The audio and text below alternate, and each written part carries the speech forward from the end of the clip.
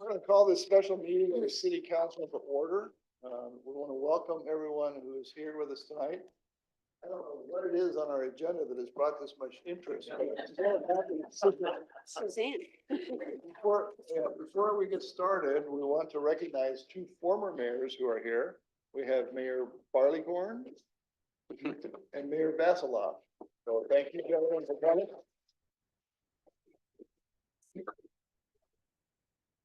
We will happily receive any criticisms that either one of you have by email only. All right, with that, we'll get started with the Pledge of Allegiance. This is going to be led by Councilman Brainerd Watts. I pledge allegiance to the flag of the United States of America and to the republic for which it stands.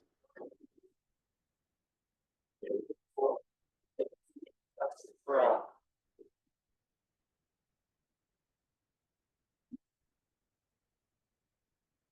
Okay, so we'll get on with our first order of business, which is recognizing our new council members that have been elected and administering the oath. I'm going to apologize because when we went out to get the pomp and circumstance, I understand is now becoming normal in around the valley. They were all sold out. They're all other people's color. No So light, you're- no light show? You're gonna, yeah, there's no light show. You're gonna have to just put up with the old fashioned, we're gonna swear you in and then you're gonna get to work. We're gonna start with Councilman-elect Suzanne Allen, who was sworn in by Elizabeth Goodman.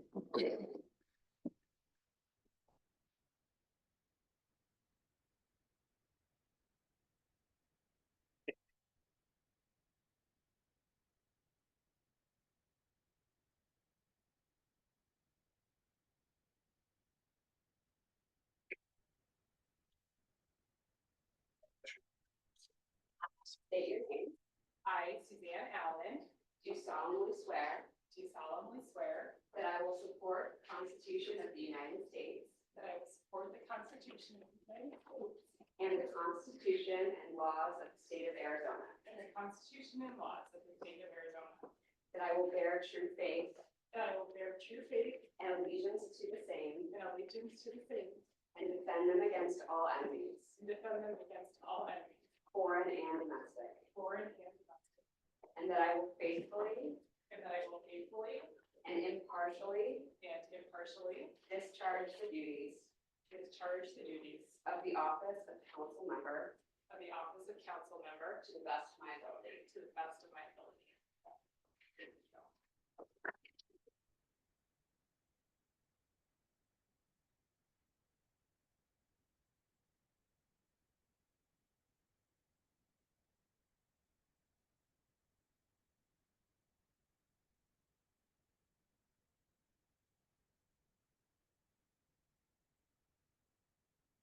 Yeah, you're gonna say hi to us. Oh. Do you want to speak first or do you want to have them sworn in I'll and then just- speak? I'll speak now, Okay. or forever hold my peace.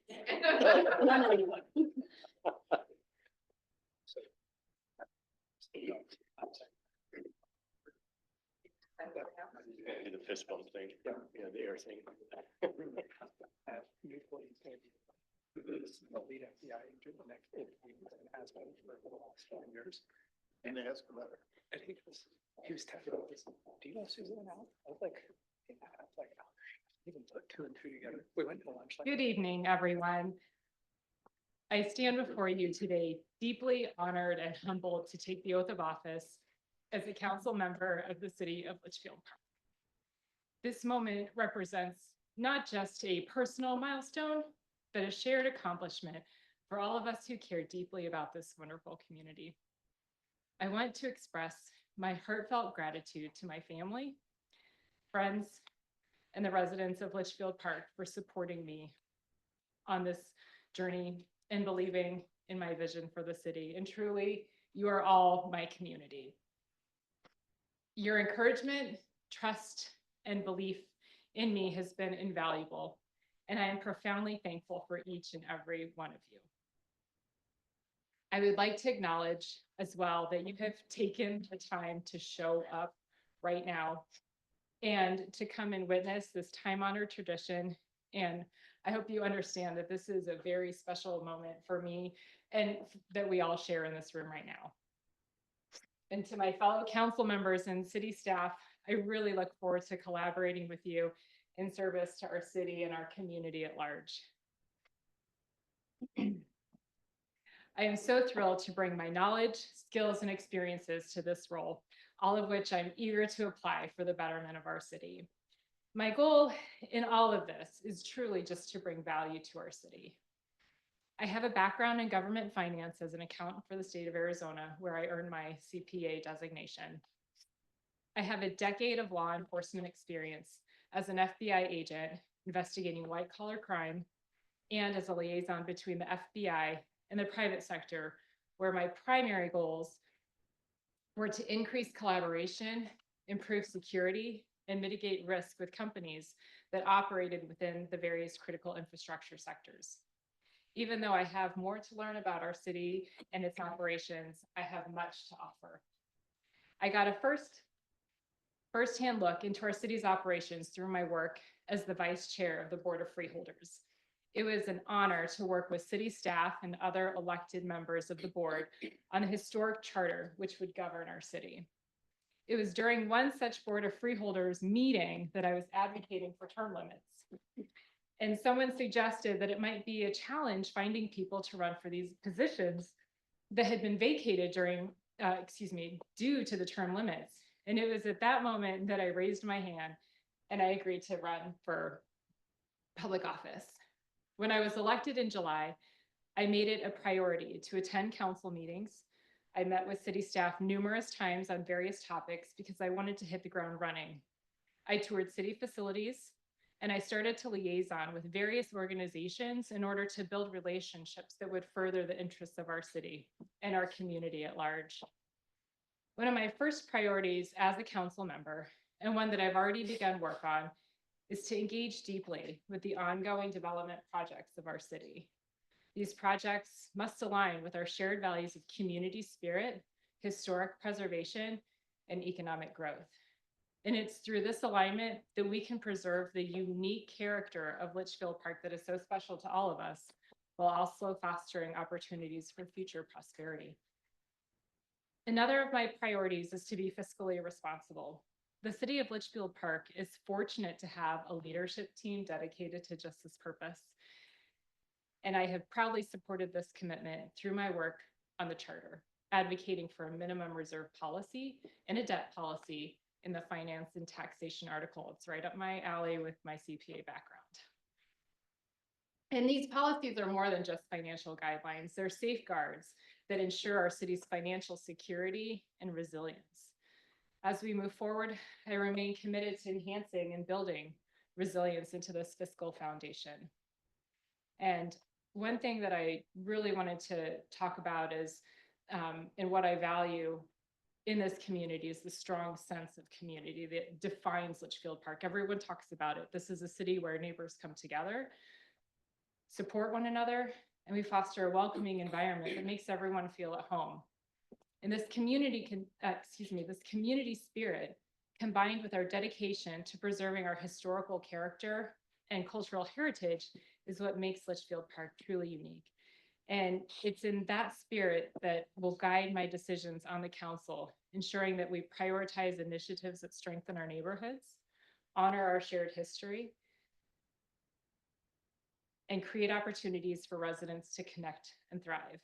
By honoring this legacy and welcoming businesses and entrepreneurs who share our values, we can enhance our job opportunities and promote economic growth without compromising the essence of who we are.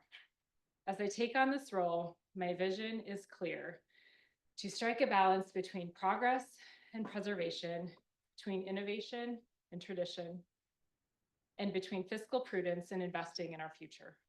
Together, we can ensure that Litchfield Park remains a resilient, close-knit, and thriving community for generations to come. Thank you for your trust, your support, and your partnership. I invite each of you to stay engaged. You know me, I know you. Please share your ideas, and work alongside us as we strive to make Litchfield Park an even better place to call home.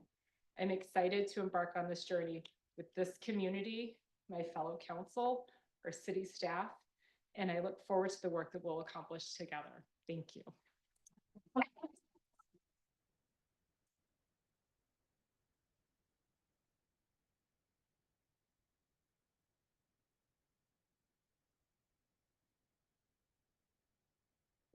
Councilman Blair, who's going to be sworn in by the Vice Mayor Paul Faith.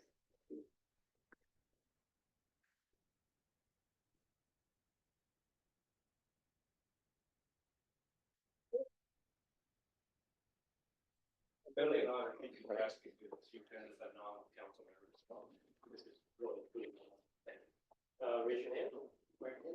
I state your name. I, Ron Claire, Do solemnly swear that I will support the Constitution of the United States do solemnly swear that I will support the Constitution of the United States and the Constitution and laws of the state of Arizona. and the Constitution and laws of the state of Arizona, That I will bear true faith and allegiance to the same that I will bear true faith and allegiance to the same, and defend them against all enemies, and defend them against all enemies, foreign and domestic, foreign and domestic, and that I will faithfully and impartially that I will faithfully and impartially discharge the duties of the office of council member. discharge the duties of council member The office of council. The office. To the best of my ability. to the best of my Thank you. Fantastic.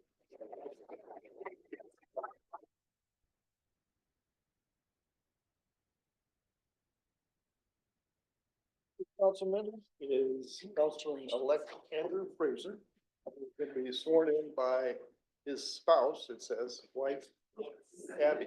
His lovely wife. Lovely wife. He didn't have it in the notes, he's in trouble. I forgot to say it. Thank you, Don.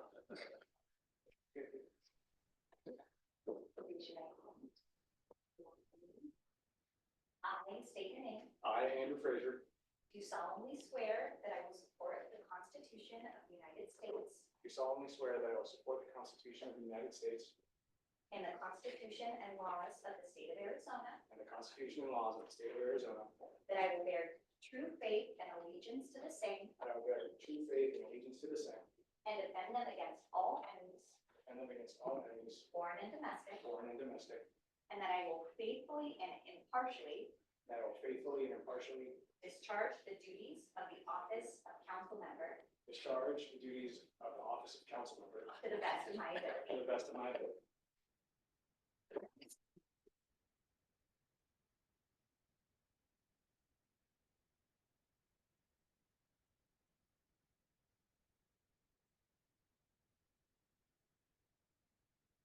Feet?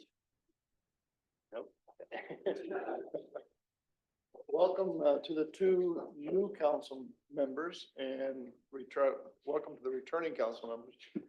It's always good every 2 years, we have a turnover, at least of some sorts, and we have a new council that gets started working on the people's business.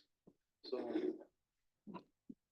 I am personally looking forward to working with this new council member, particularly council, because we have so many new members. It will certainly, I'm sure, change the personality of our council, and we're looking forward to see how that impacts our ability to work together and create good things for our residents. So welcome, thank you for running, and thank all of you for being here. We appreciate you participating in this with us. Thank you. With that, we'll get on to our business agenda for this special meeting.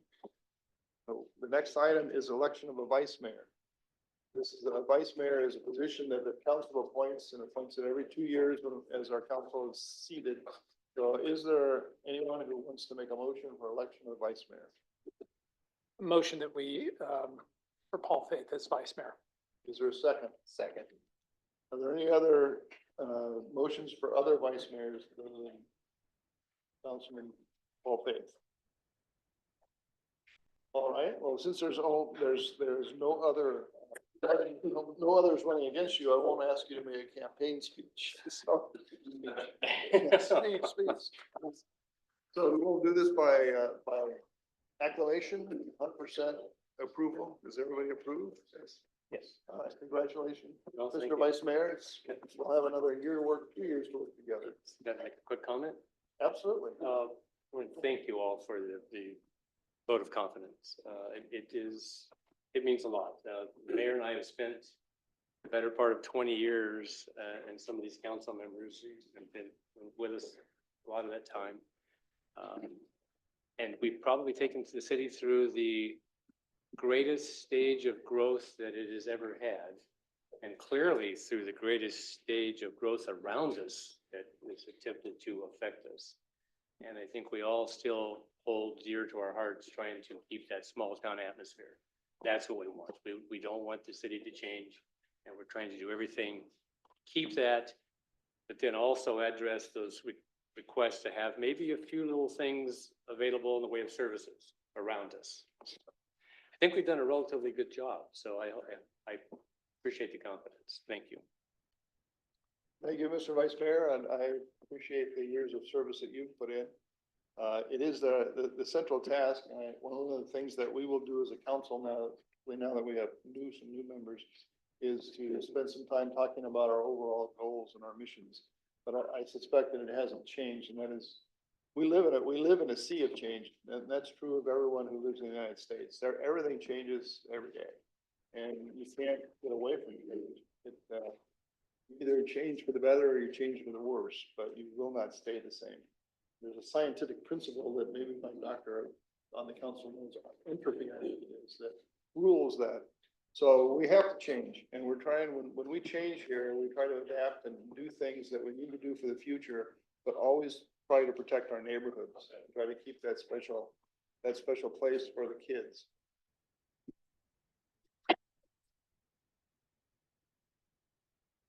Let's see, next item. I was on the wrong page. Yeah. Next item is appointment of council representatives. I think in your packet, you have a list of all the different boards and other groups that we have council representatives to. There's there's a column of recommended appointments.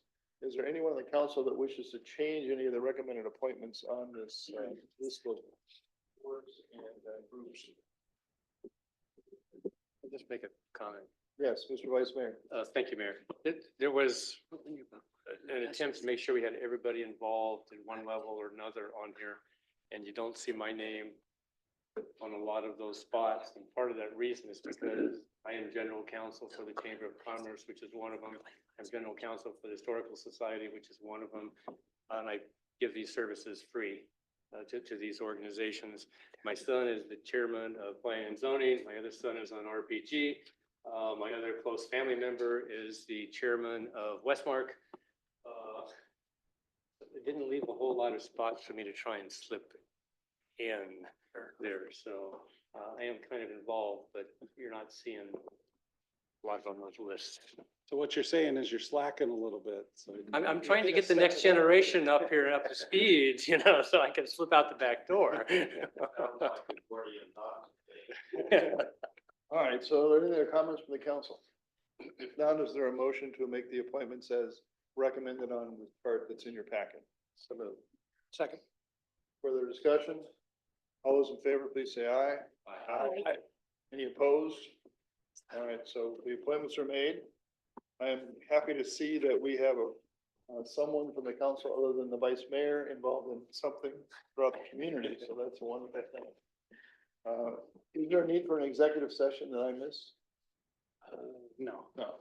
So is there a motion to adjourn? Second. Favor, please say aye. Aye. Any opposed? All right, the special meeting is adjourned. And now we're going to call to order the work study. We're going to be listening to information on a zoning code text amendment. Our planning director, Randy Pooch.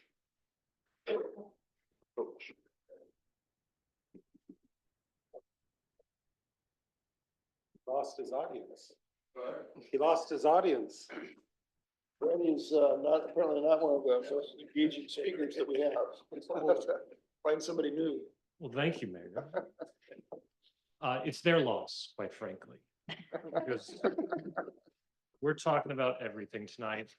We're going back to the beginning, quite frankly. This is a a lot of information to cover. I promise these 97 slides over the next 3 hours will go by so quickly. Don't you worry. So tonight I am talking to you all, and thank you for having me, Randy Proch, your planning director, about zoning and a number of different text amendments that are in progress or being considered that are all coming to a head very quickly. Before we get that far, I want to just take a step back to the beginning, quite frankly, and just do a real 4 slides about how we got to this point and what zoning essentially entails in the United States. I'm not doing this just because my intern is sitting in the audience and this is all going to be tested upon later, but this is for your benefit as well. So zoning in America, quite frankly, and I'll go through these quickly. Started around 1900, Harvard was the first that developed a Department of Landscape Architecture. I'm losing more audience every second, that's okay. They're the ones that essentially started what is known as urban planning. A year later, 1901, the Tenement House Act started this whole idea that people need livable standards. This was started indoor plumbing, access to air and light, windows that open out, what have you. Going forward in time, Secretary Herbert Hoover and for Commerce in 1922 started the Standard State Zoning Enabling Act, basically gave us the ability to do zoning at a state level. And then in 1926, I promise this is all relevant, we'll get there. Euclid, Ohio versus Ambler Realty was the first Supreme Court case that basically insisted that zoning was a right that we all have. We fast forward about 40 years, and this is where it really ties in well with Litchfield Park. Reston, Virginia, another example is Columbia, Maryland. It started this new town movement, that the idea is that we would create villages with commercial centers, schools, recreation centers. Sounds kind of familiar. When we look at us specifically, 1916, we had the Southwest Cotton Company, becomes Goodyear Farms. And in 1963, we developed what is known as the Land Planning Control Studies by Victor Gruen. This is an associates out of California. They hired Patrick Cusick and Mike Cartsonas, some of you know, to join the Litchfield Park Land and Development Company. This was a long time ago. Mike was on and off the city planner here for about 50 years. A lot of the roads are named after Mike named as well. They both came out of Pittsburgh. In 1987, after a lot of this initial village of this new town idea was already built, we became a city and corporation in 1987. And at the time, we created a zoning code, and that's what kind of leads into a number of the topics I'm going to talk about this evening, and we'll be talking to you about for years to come, quite frankly, is we adopted a zoning code that didn't really align with what we had already built. And it's kind of been a thorn in the side of myself, the Larry and Woody days, the Daniel days, the John days, Pam days, ever since that we've been trying to fix these sorts of zoning code issues, which we'll talk about tonight. The biggest one, and we're not talking about tonight, but is breadcrumbing here to talk about what we're going to cover tonight and in future sessions. Ordinance 9532 added the plan development overlay. This was our fix, about 30 years ago now, because again, we had a zoning code that didn't match what was built. Here's just a look real quick at Patrick and Mike and a third gentleman I haven't been able to identify, the Goodyear Farms land study. This is essentially our general plan before we were a city back in 1963. I have 3 copies of it at my desk if anyone ever wants to see us. This was their basic idea of what created, Litchfield Park. The Paradise Freeway that bisects like Grand Avenue never got built. You won't see I-10 on here yet. You won't see Northern Parkway or the 303. These were all yet to come. What is of interest is that little red arrow is pointing to where you're sitting today. That's Wigwam Boulevard, and you can see that Indian School has already dropped, and these were all designed in the 60s. Thomas was supposed to come up as well and continue all the way west to Cotton and beyond. This was originally the location for ASU West before ASU West went to the city of Phoenix, right on the city of Glendale border. And there was an airport shown as well in the lower portion of the screen.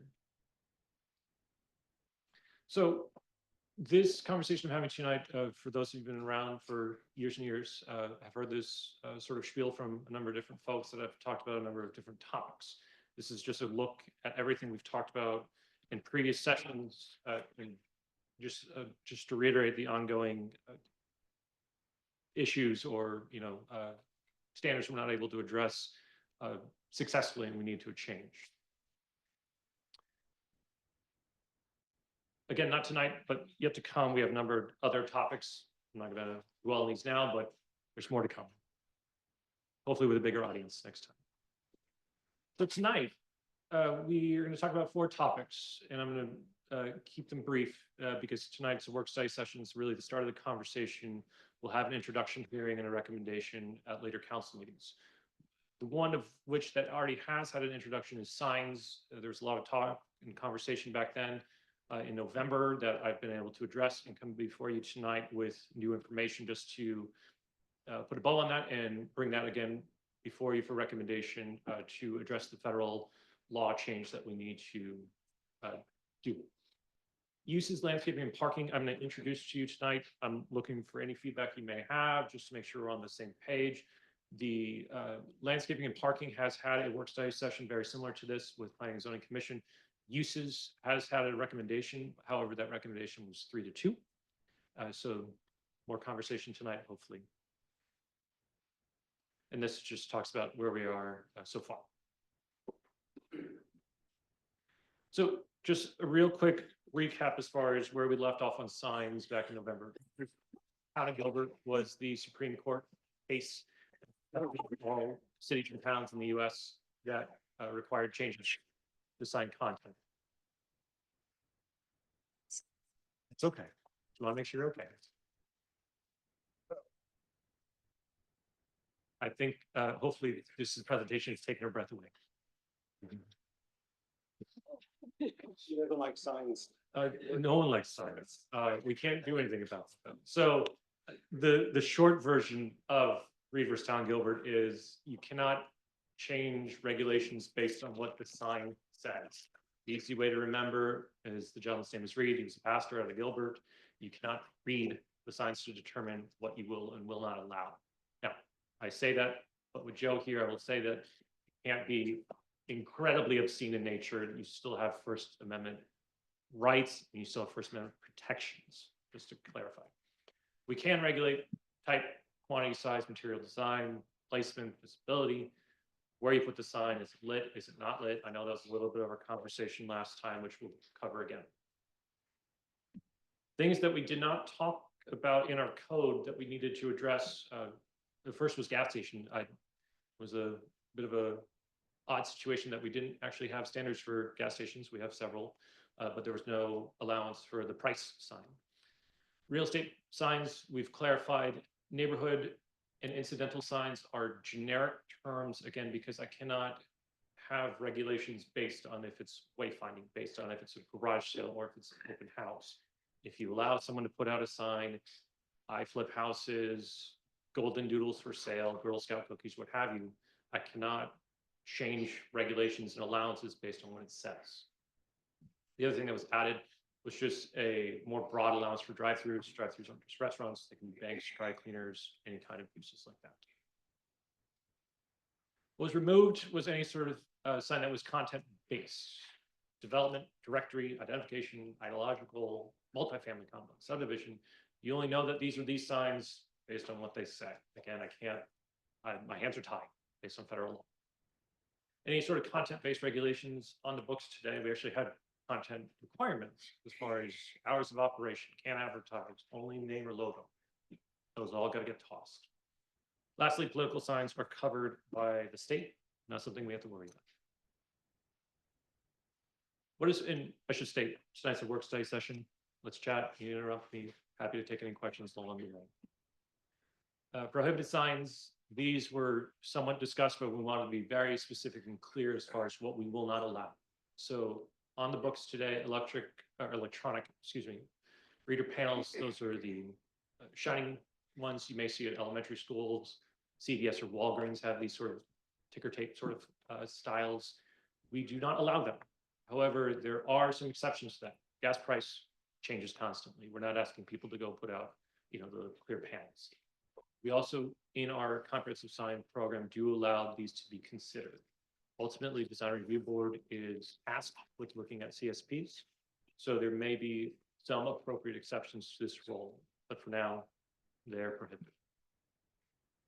Vehicle signs, except as part of normal business. Think of the HVAC company driving around their van. It's an advertisement, yes, but that's part of their job. That is their entire storefront, you could say.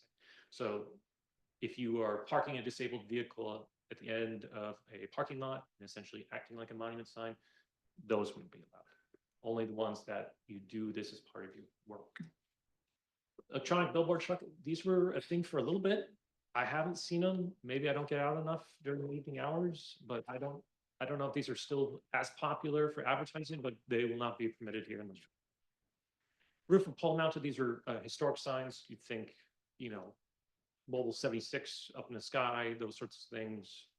No, thank you. And then any sort of portable signs, except through a temporary sign permit.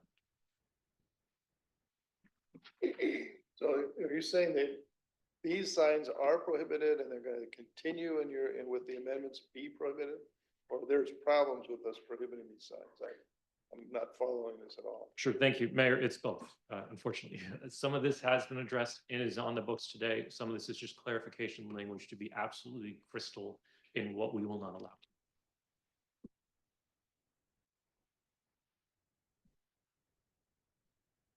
Panda's at the very end, so don't let it distract you. What was left as is, all commercial centers. So every commercial center, even Plaza in the Park, you know, the CVS anchored Plaza, all have comprehensive sign programs. What is stated there is just like a PD overlay. That governs. It's not our development or our zoning code. It's not our sign section. It is the CSP that has that requirements and regulations. The nonconformities and violation sections were left as is. They're just fine. They work for our prosecutor. There wasn't any need to change them, as well as the permit requirements as far as the process and steps in order to obtain a permit. A couple of the previous concerns that have been brought up over the past couple of years, we've also addressed through this update. Government signs are exempted. If it's our sign and it's our messaging that we need to get out, we are exempting ourselves. That is allowed for federal law. Banners are temporarily allowed. There's been some instances where a banner has maybe overstayed its welcome. They are temporary and should stay as temporary. We do have requirements and allowances for what a permanent sign is and the materials used. The vinyl or the fabric is not one of those options.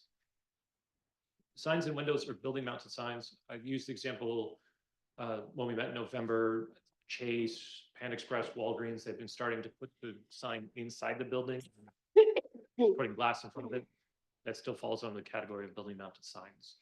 And then lastly, murals. I used the example back in November that this looks like a mural, looks like art. Now it's an advertisement.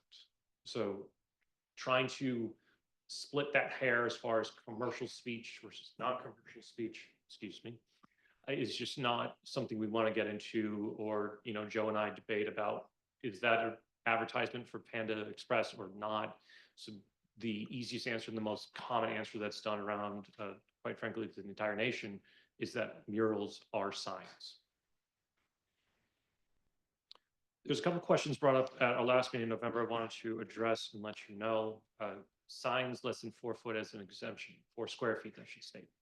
So the only signs less than 4 square feet are window signs, non-illuminated. And I know there's a question that came out as far as, can I put one of those in my house? No, window signs are only permitted in non-residential uses, not single family, not multifamily uses. And then no trespassing is the other exemption that doesn't require a permit. Anyone can put up a trespassing sign without going through the city. The lighting allowance on public facilities. Currently, signs in public facilities, zoning districts, think this building, think Visago, Church at Litchfield Park. These are Litchfield Elementary School. These are public facilities zoning districts. Right now, building mounted signs are not permitted. They all have building mounted signs on them though. So this was a situation that we need to essentially retroactively allow them. We do not think they're impactful in any ways because they're not illuminated. One of the questions that came up at our last discussion in November is, well, why could they not be illuminated? And it's just a matter of the adjacency with residential homes. These public facilities districts are directly in front of, behind, next to houses. And a lot of these signs are set very high on the wall. So there was a question as far as, well, could they be lit? Could they be backlit? Our stance for you this evening is still to not allow lighting. However, the caveat being that a comprehensive sign program would consider it. Design review board can hear that and make a determination through that process. This, the other question that came up was, well, how that would affect the new high school site. The new high school site's in agritourism district. These public facilities restrictions would not affect that location. Lastly, I covered this one already as far as vehicle signs. You can do it as long as it's part of your business. You're not supposed to just park a disabled vehicle against the road. There are other cities where you may notice this. Usually it's pawn shops for some reason that usually park a van out on the, no, thank you, not for us. And then no electronic bill required. As far as signs go, that is just a brief overview of what was passed and where we are today. Again, we did have an introduction hearing with you back in November, so the next one would be the recommendation hearing at our next meeting. And on this topic, I'd be happy to answer any questions. Questions from council? Mr. Weismaker. Did I understand this went to P and Z and the vote was 3-2? Vice Mayor Faith, and congratulations on Vice Mayor. The uses, our next topic we'll talk about in the next slides was a 3-2 vote on what uses were allowed and not allowed. The sign code recommendation from commission was unanimous. Okay, when you get to that, you'll explain to us I can't. the different, okay, thank you. Okay, no other questions, looks like, go ahead. Thank you. The next topic and the next so many slides, and I'll keep the pace if I could. Allowable uses in residential, non-residential in the city center, Litchfield Square. The zoning district is called City Center. We call it Litchfield. So there have been a number of new proposals that have necessitated that we dust off allowable uses and take a look to see if we are creating an environment to part of your speech that allows development, the right development to come in accordingly. So we have a couple of recommendations for conversation tonight. So right now, and this is exhaustive on purpose, because if you were to go to section 28 and you go to the allowable use table, you're looking for a P permitted or a, a slash, a hyphen saying not permitted. However, our table, our matrices have all of these footnotes, and trying to understand this alphabet soup has been a little bit tricky. It took me a while, but eventually I figured it out. And what it boils down to is just the following. You're either permitted without any sort of conditions, you're permitted through a conditional use permit, you're a temporary use, and it's a temporary use permit, or you have additional standards. A lot of what you saw back here is just a footnote that points you exactly to where that section of code is, which is great. We think we can just consolidate this into a little octothorpe, hashtag, #, depending on your generation, one of those words, hopefully, that just says there's more to know about this particular use. The *C was already on the books. It works well as far as you need to have separation of those sorts of same uses. The other thing I've suggested to add, which was not on the books, was that hyphen, not permitted. Right now, it's just a blank cell. Blank cells to me seem interpretable. Yes or no. I'd rather outright state if it's not one of these letters, it's no. Now, for some situations, there are specific zoning district standards that overrule. That footnote there at the bottom is on the books today, and we continue to want to have that. What this all looks like, and hopefully the visual helps explain this a little bit further, and I'm going to go forward then backwards. This is it. As far as residential uses, this is the entirety of that table. Right now, and this may have been brought before you or Planning and Zoning Commission years ago, the table is like a Rand McNally fold out map as far as trying to understand and look through all these footnotes. I'm suggesting that we separate them, residential, non-residential, and explain this hopefully easier. The other big thing that was not in the books today, and part of the reason for this suggested change is we actually did not say single-family residential is permitted in residential zoning districts, which we have houses. And so I thought we should probably get that on the books. Schools was another one, not on our books today, that I thought we probably need to get this on the books, as we do have a school coming in to our city very soon. I'll go backwards real quick to cover the slide I skipped. Boiling down all of this down to this meant that we could lose, we could lose all of these extra letters, all these extra footnotes, what to do, how to do, what makes sense, what doesn't make sense. I'm saying the same things, just with brevity, with standards that are used not only here in Litchfield Park, but around the valley.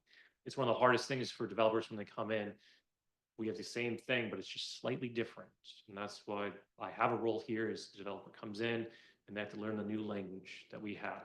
And it's important that we have our own language as we know. The other thing I'll note on there is that's what that little footnote would be. And then you can see right there all the sections that it corresponds to. The other things that were removed on the books today, but we did not think through conversations with our attorney, is arcades, game centers, and single-family residential didn't make any sense. Fraternal and civic clubs, the more broad term is community facilities. We don't think we need to have, I'm going to keep doing that. We don't think we need to have all of these sorts of things listed independently. Community facilities covers that all.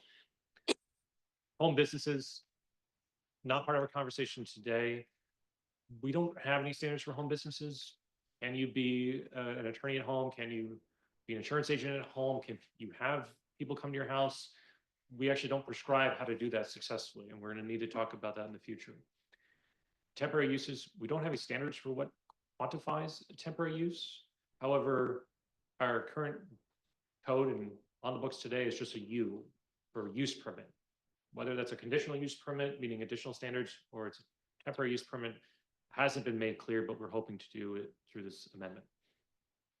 Lastly, manufactured structures, those are covered by federal law, by the building code, not one that we need to isolate within our uses. I'll pause there on residential uses just to see if we have any questions so far.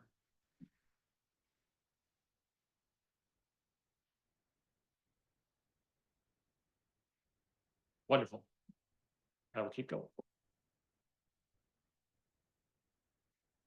This is just a snippet of what the non-residential table would look like. We have our resort, neighborhood commercials, our industrial, and our special districts that we've added, such as agritourism and commercial flex. Same sort of thing as far as we think we've clarified language. There's only been very specific examples, again, through legal review that we feel as though we need to change, such as schools and churches. Again, these are things that we can't, I'll say this carefully. If you allow public assembly in a zoning district, then you allow schools and churches by default. They're all treated the same. Any gathering of people, religious, non-religious, are all treated equally. And then again, with the same octothorpe. Removed what we really don't think we're gonna have an opportunity to do. Cemeteries, mausoleums, crematoriums. We have in the books wholesale gasoline and propane dispensing. Probably not for us. Hardware store and home improvement store are just general retail. There isn't a need to separate those. Again, it's just like community facilities, retail. It's a retail establishment, they're covered as such. There was an allowance for home businesses in non-residential districts, which didn't make sense as far as those aren't houses. Hookah bars, off-track betting, palm reading, fortune telling. Pause there just to see if anyone interrupts. Okay, I don't think they're going to interrupt me as far as taking away the ability to do palm reading in the city. Takeout restaurants, we don't define takeout restaurants. I don't know why this needs isolating. So again, tattoo and body piercing, probably not for us. Temporary uses are just a T. And then variety store, another one we had on the books, which has no definition or language about it. Any thoughts or concerns? Because this is a good amount of uses that we'd be kicking to the curb, but is there any that jumps out that is a consideration that we want to keep. Question. Councilman Blair. On home businesses, do we have any restrictions at all on home businesses at all? Mayor, Councilmember Claire, I'll say it the opposite way. We don't have any allowances for home businesses. It's a situation, and it's on the books today, that if it's unlisted, it's not permitted.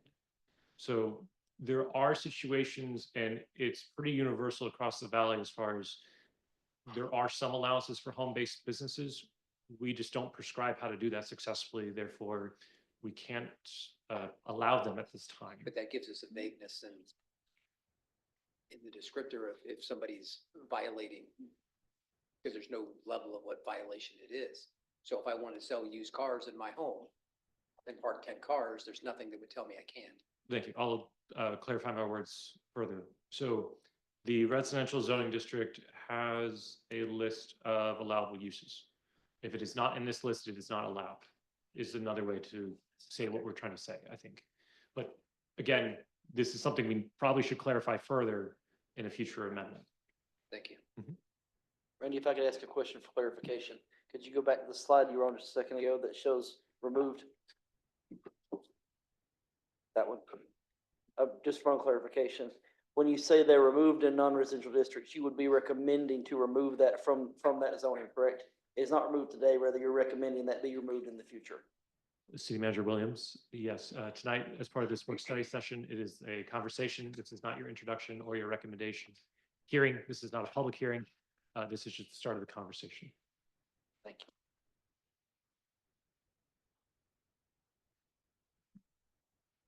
you. Moving forward.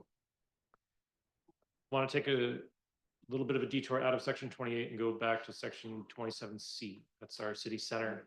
Oh, yes. Just to follow up a little bit on the question of Councilman Claire.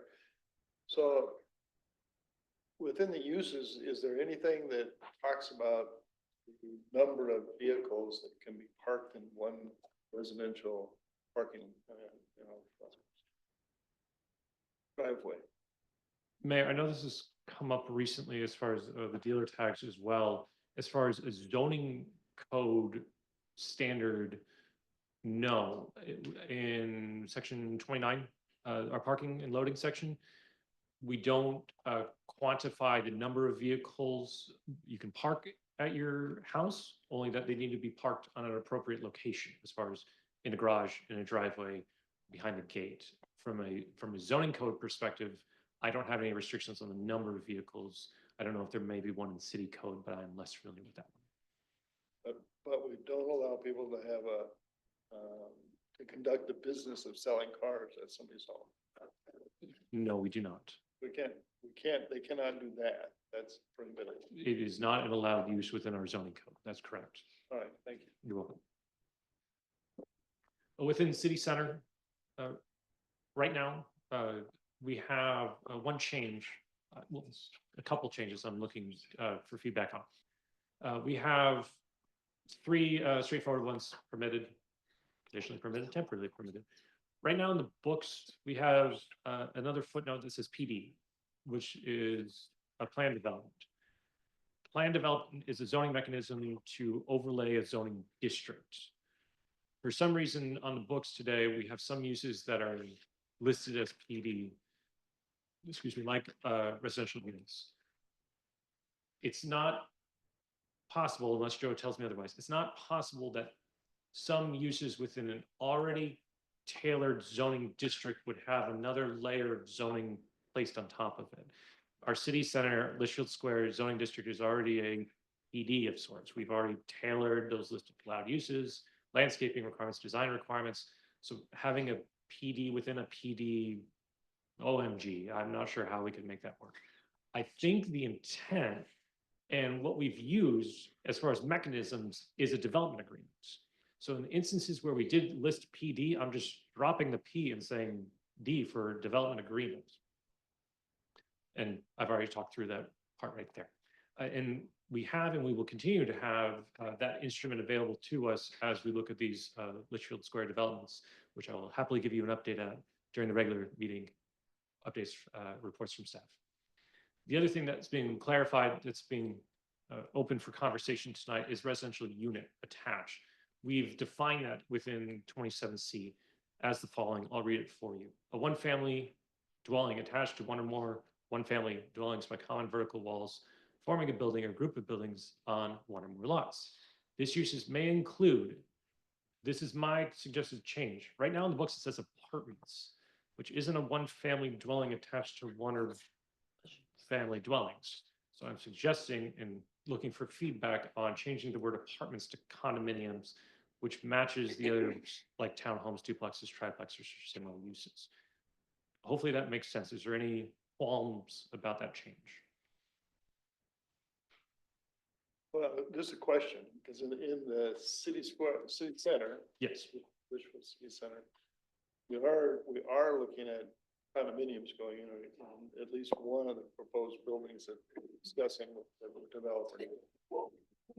Do we need something to deal with that quickly, or is that just something we can do with our development agreement?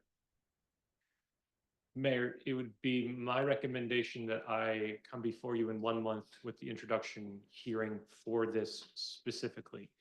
It is hard, and Joe can tell me otherwise, it is hard to use a development agreement to allow a non-permitted use, if that makes sense. Because condominium's not on the books today as an allowed use, using a contract like a development agreement to allow a prohibited use isn't best practices from a zoning perspective. We have condominiums in the city already. How were they allowed? So thank you. So because we have a very specific tailored list of allowed uses in section 27C city center, those uses came with definitions. So this definition is within 27C, which is independent of the rest of the zoning code. Right. So you need to get on that. Yes, thank you. Any further concerns about this change? Okay. So this one has gone, and to answer the question earlier about the 3-2 vote, there were some trepidations about the just amount of change that was being proposed. What I've been bringing before Planning and Zoning Commission lately are very surgical amendments, federal law changes, missing standards, that sort of thing. So in some ways, this is a surgical amendment to talk about the schools, single family residential for the condominiums and city center. But since we have opened that book already, we want to look at more while we had the book open per se. And that's why we had a 3-2 vote. There was a little trepidation about bringing such large amount of changes in one swoop, I guess you could say. So hopefully that can answer that question. Might be helpful if you would change this presentation a bit so that when you're talking about change, if it's a real change, then there may be one analysis we'll do. If it's not a real change, it's simply you're simply organizing the way you're presenting and coming up with exactly the same answer we had before anyway. But we're looking at it, we're looking at it in a little bit different chart. It's not really a change. And I think that, you might make it a lot simpler for the council to deal with, so we can deal with the changes in substance, but not get too bogged down in the changes that are not substantive. They're just, they're just how it's being presented. Thank you. I can do so. Last two, and these are if the zoning history was the appetizer, and signs and uses were the main courses is dessert, and we'll be quick on these last two. Landscaping, right now, section 30.05 is the standards and requirements. 3 is single family, 4 multifamily, 5 non-residential. The curiosity before us this evening is that we don't have a way to ensure compliance and maintenance. The only thing we can hang our hat on are the approved landscape plans from 5, 10, 20 years ago. For some reason, our code does not actually say how many trees, how many shrubs you need, how many you maintain. This makes code enforcement very hard, because if something is lost to the heat, to storms, we actually don't have a way to prescribe what goes back in. Again, the only thing we have is hopefully within the archives, a landscape plan that we can look at and count and make sure we can replant accordingly. That's, again, a really quick, you know, chocolate cake, flan, what have you, as far as what the issue is. And again, we've had just a work study session with our commission. We'll have a recommendation meeting with commission, and then we'll come back on this topic as well for an introduction before we go to recommendation. Hopefully that makes sense on landscaping. I'd be happy to answer any questions or concerns that we can further address while we're looking at this part of the book. So I might just make a comment from the history, since I was been here pretty much since the city was formed. There's always been a concern that we not be an HOA. So we don't need the city council telling us that if this bush has died, you need to replace exactly that bush. Or if the tree has lived out its life and it has to be taken out, that you replace it with exactly the same tree or whatever. And so we have to strike a balance though, so that we don't end up with somebody that has no landscaping because they simply let it all die. And it's, you know, it becomes an eyesore. And that's been a very difficult balance to find. Thank you. And I'd be happy to add more to that thought. The idea for adding minimum planting quantities would not be for individual homes. This is for HOA common areas, and a lot more specifically about the non-residential side. Parking lots where there's just no landscaping anymore, street frontages that aren't appealing anymore, maintaining those sorts of characteristics. That would be my every time. Yeah, I think in the commercial areas, you'll have a lot more support for that. Yes. We want to keep the commercial areas looking nice. And it's the sensitivity has always been around residential, individual residential homes, that there's only, you know, the council needs to stay and find something else to do. Agreed. Thank you. Can you go back a slide really fast, please? Yes, I may. So I think it's where that each property owner shall landscape and maintain, that I think is interesting in all of that. Because it is kind of designating that property owners need to maintain a certain amount. Is that what I'm inferring from the slide? Councilor Allen, the hard part about this is in planned subdivisions like the Village, Sunset Terrace, the Greens, somewhere in the archives, there is an approved palette and design, and those went forward.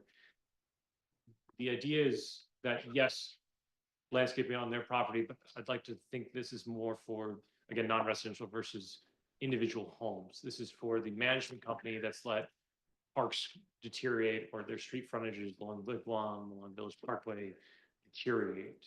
So it can be suggestive as far as enforcement goes. This is pretty strong language to your point, so maybe this is something that we could, to both of your points, amend accordingly.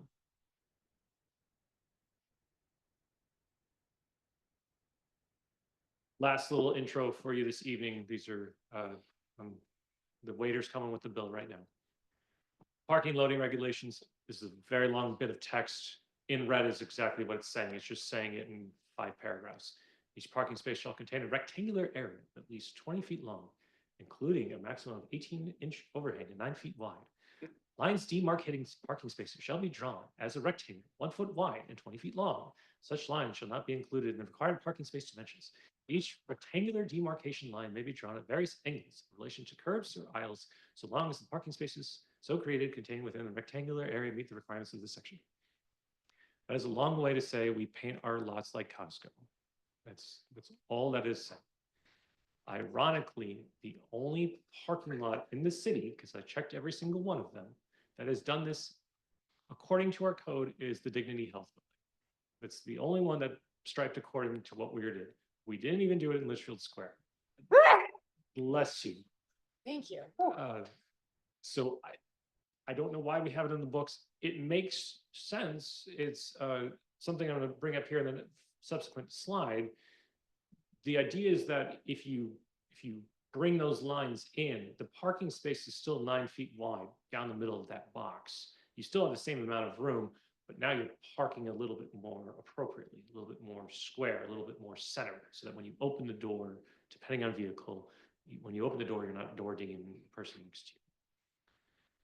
just as far as how we compare, we're 9 by 20, Goodyear and Buckeye are 9 by 20. Avondale's 9.5, Peoria's 9.5, and Glendale's 10. These are minimums. This does not mean that this is the only option. Anyone can go out and develop larger spaces. Fry's did 10 by 20 because that's what they wanted to do. We just set minimum. That's what Fry's is 10 by 20. It is, and people seem to like Fry's. I vote for Fry's. I'm going for 10 by 20. Well, When you have a dually, a 10 by 20 is needed. yes, that's a perfect segue, because the Goodyear parking garage is 9 by 18. We are looking at garages. If we were to stray from our 9 by 20, and let's say we go 9.5 by 20, just get the arms out a little bit, it's a 5% loss in efficiency. If we go to the 10 by 20, it's a 10% loss. And an example we have, it's about, you can do the math, about 320 stalls in that parking garage. We'd lose about 32 of them. Should we do 10 by 20? One of the things that came up during commission in December was, is there a way to do some of them 10 by 20, call them high profile parking stalls, similar to compact stalls? I'll be in a compact stall, Joe will be in the high profile stall, and we'll be just fine next to each other. It's just a matter of no one's going to enforce that. Everyone's going to say, oh, well, I want the bigger spot anyways. And this is, again, just an introduction to this thought. We can go bigger, we can go more comfortable, but it's going to reduce our efficiency in that garage. Be happy to answer any questions about this. Question, Council, Mr. Vice Mayor. The picture you had of the parking lot with the double lines between the spaces, that picture. Is that what you're saying the code now requires, those double lines? Vice Mayor, that's correct. And if I understand what you're saying, it would be 9 feet inside the lines. So those are actually 10 and a half foot spaces? I'll say it a different way. The space between the lines is 8 feet. If you went 6 inches into the box, at midpoint of that box is that 9-foot stall. The midpoint of the box. Thank you, yes. The rectangles are brought in specifically so that you feel compact, you park as centered as possible. City, yeah. So you're saying our code requires this now and requires 9-foot spaces, and that's 8 foot in between the lines with 6 inches on either side in those boxes. Yes, And that's dignity. they're the one and only example in the entire city that has done this appropriately. How big are the spaces at Fry's? 10 by 20, They're 10, yes. and these are, This is, this is a example of Costco in a different city. It helps people understand, because Costco is really the only one that does this on a consistent basis so with the, what was the problem with P and Z? The 3-2 vote. I'm sorry, the 3-2 vote was our last topic on these uses.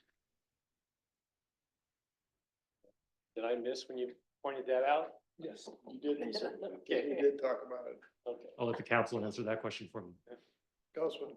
Two questions. Thank you, Mayor. The 45-degree parking that we're gonna do on Camelback Park. Mhm. Is this gonna, are we creating a problem or are we gonna be fine with that there?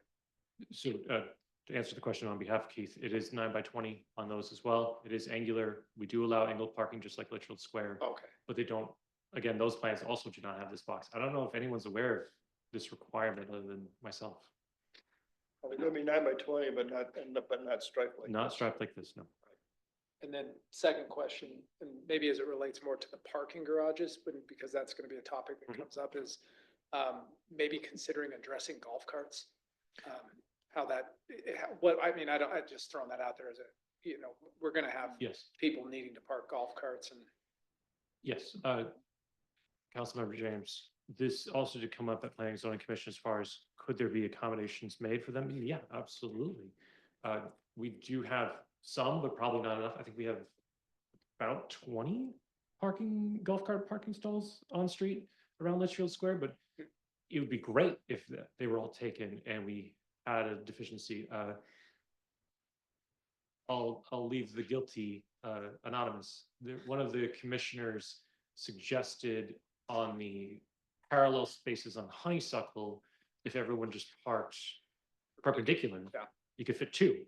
Right. And the example I gave him is, I can't tell the car to park perpendicular in that stall, so I can't tell the golf cart to violate that parallel spot and do it the other way. But yes, we're in the midst of studying these garages. We will certainly give that feedback back to our consultant as far as golf carts.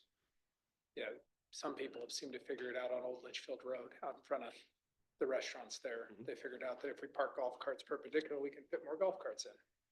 So, weird, Yes. yeah. And that's the way I think that's the way they're parked along, it is Honeysuckle. Yes. There's little golf cart parking places. Yeah. Those are parked perpendicular. So maybe that's where they figured it out. Okay. Oh, I'm sorry. All right. What is it? So on this, the concern on a 10 by 20 space with a 10% loss, that parking garage is meeting some sort of minimum parking requirement? Or it's designed to meet a minimum parking requirement for overall the city center? Councilmember Frazier, the check has arrived. You've given me your credit card and we're signing, hopefully a tip of 15 to 20%. And we're gonna tie this up for the very last point and answer your question accordingly.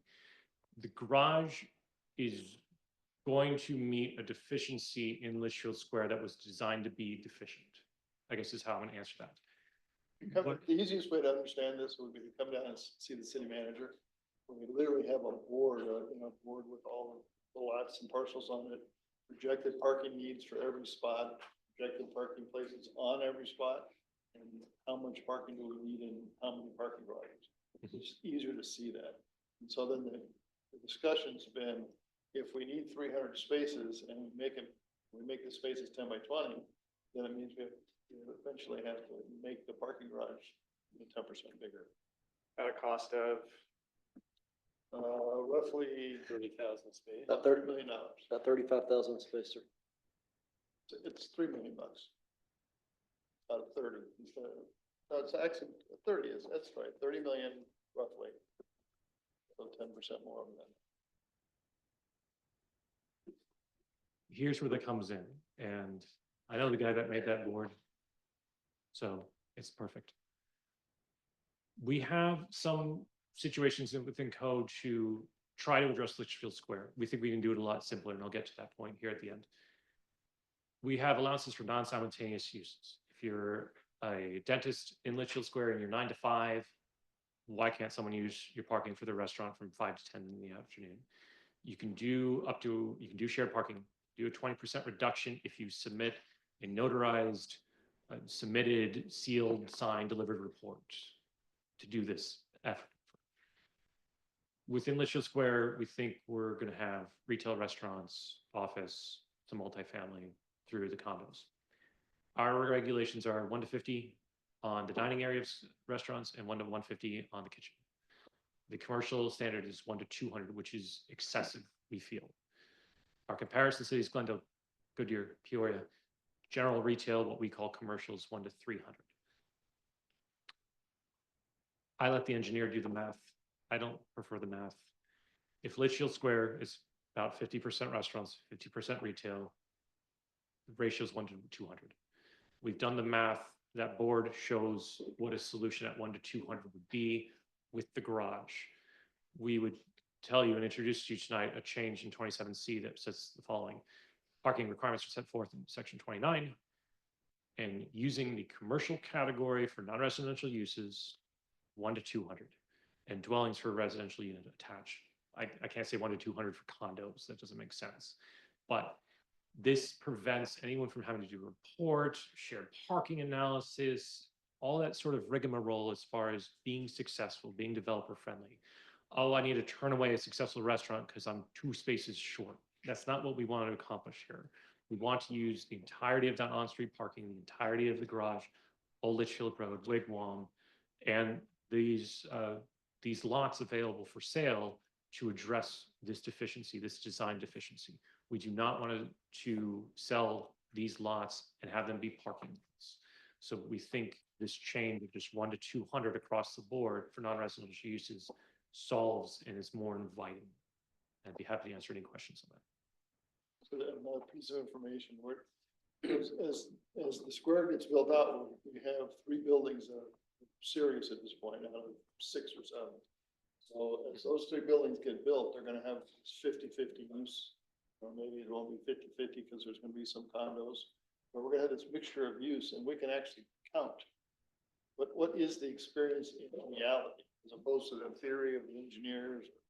What's another city do? We can actually count what is realistic for the kind of businesses that are in that square. And we'll be able to get a lot better at making sure that we deal with this parking issue. I am pretty aware of parking. I used to sit in a parking lot and count cars for ASHTO.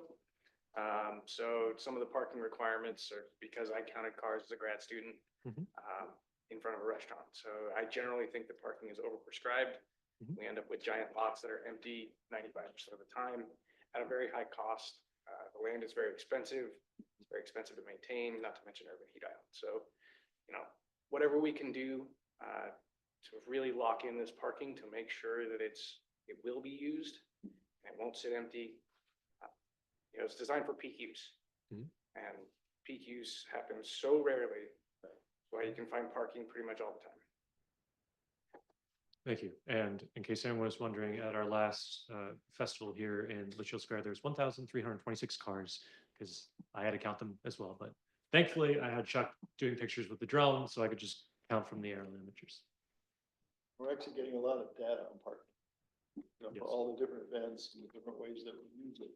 So we can make some intelligent decisions as we go forward. That was not at one time. At the time he took the photos, yes, One time. Yes. Where were they parked at?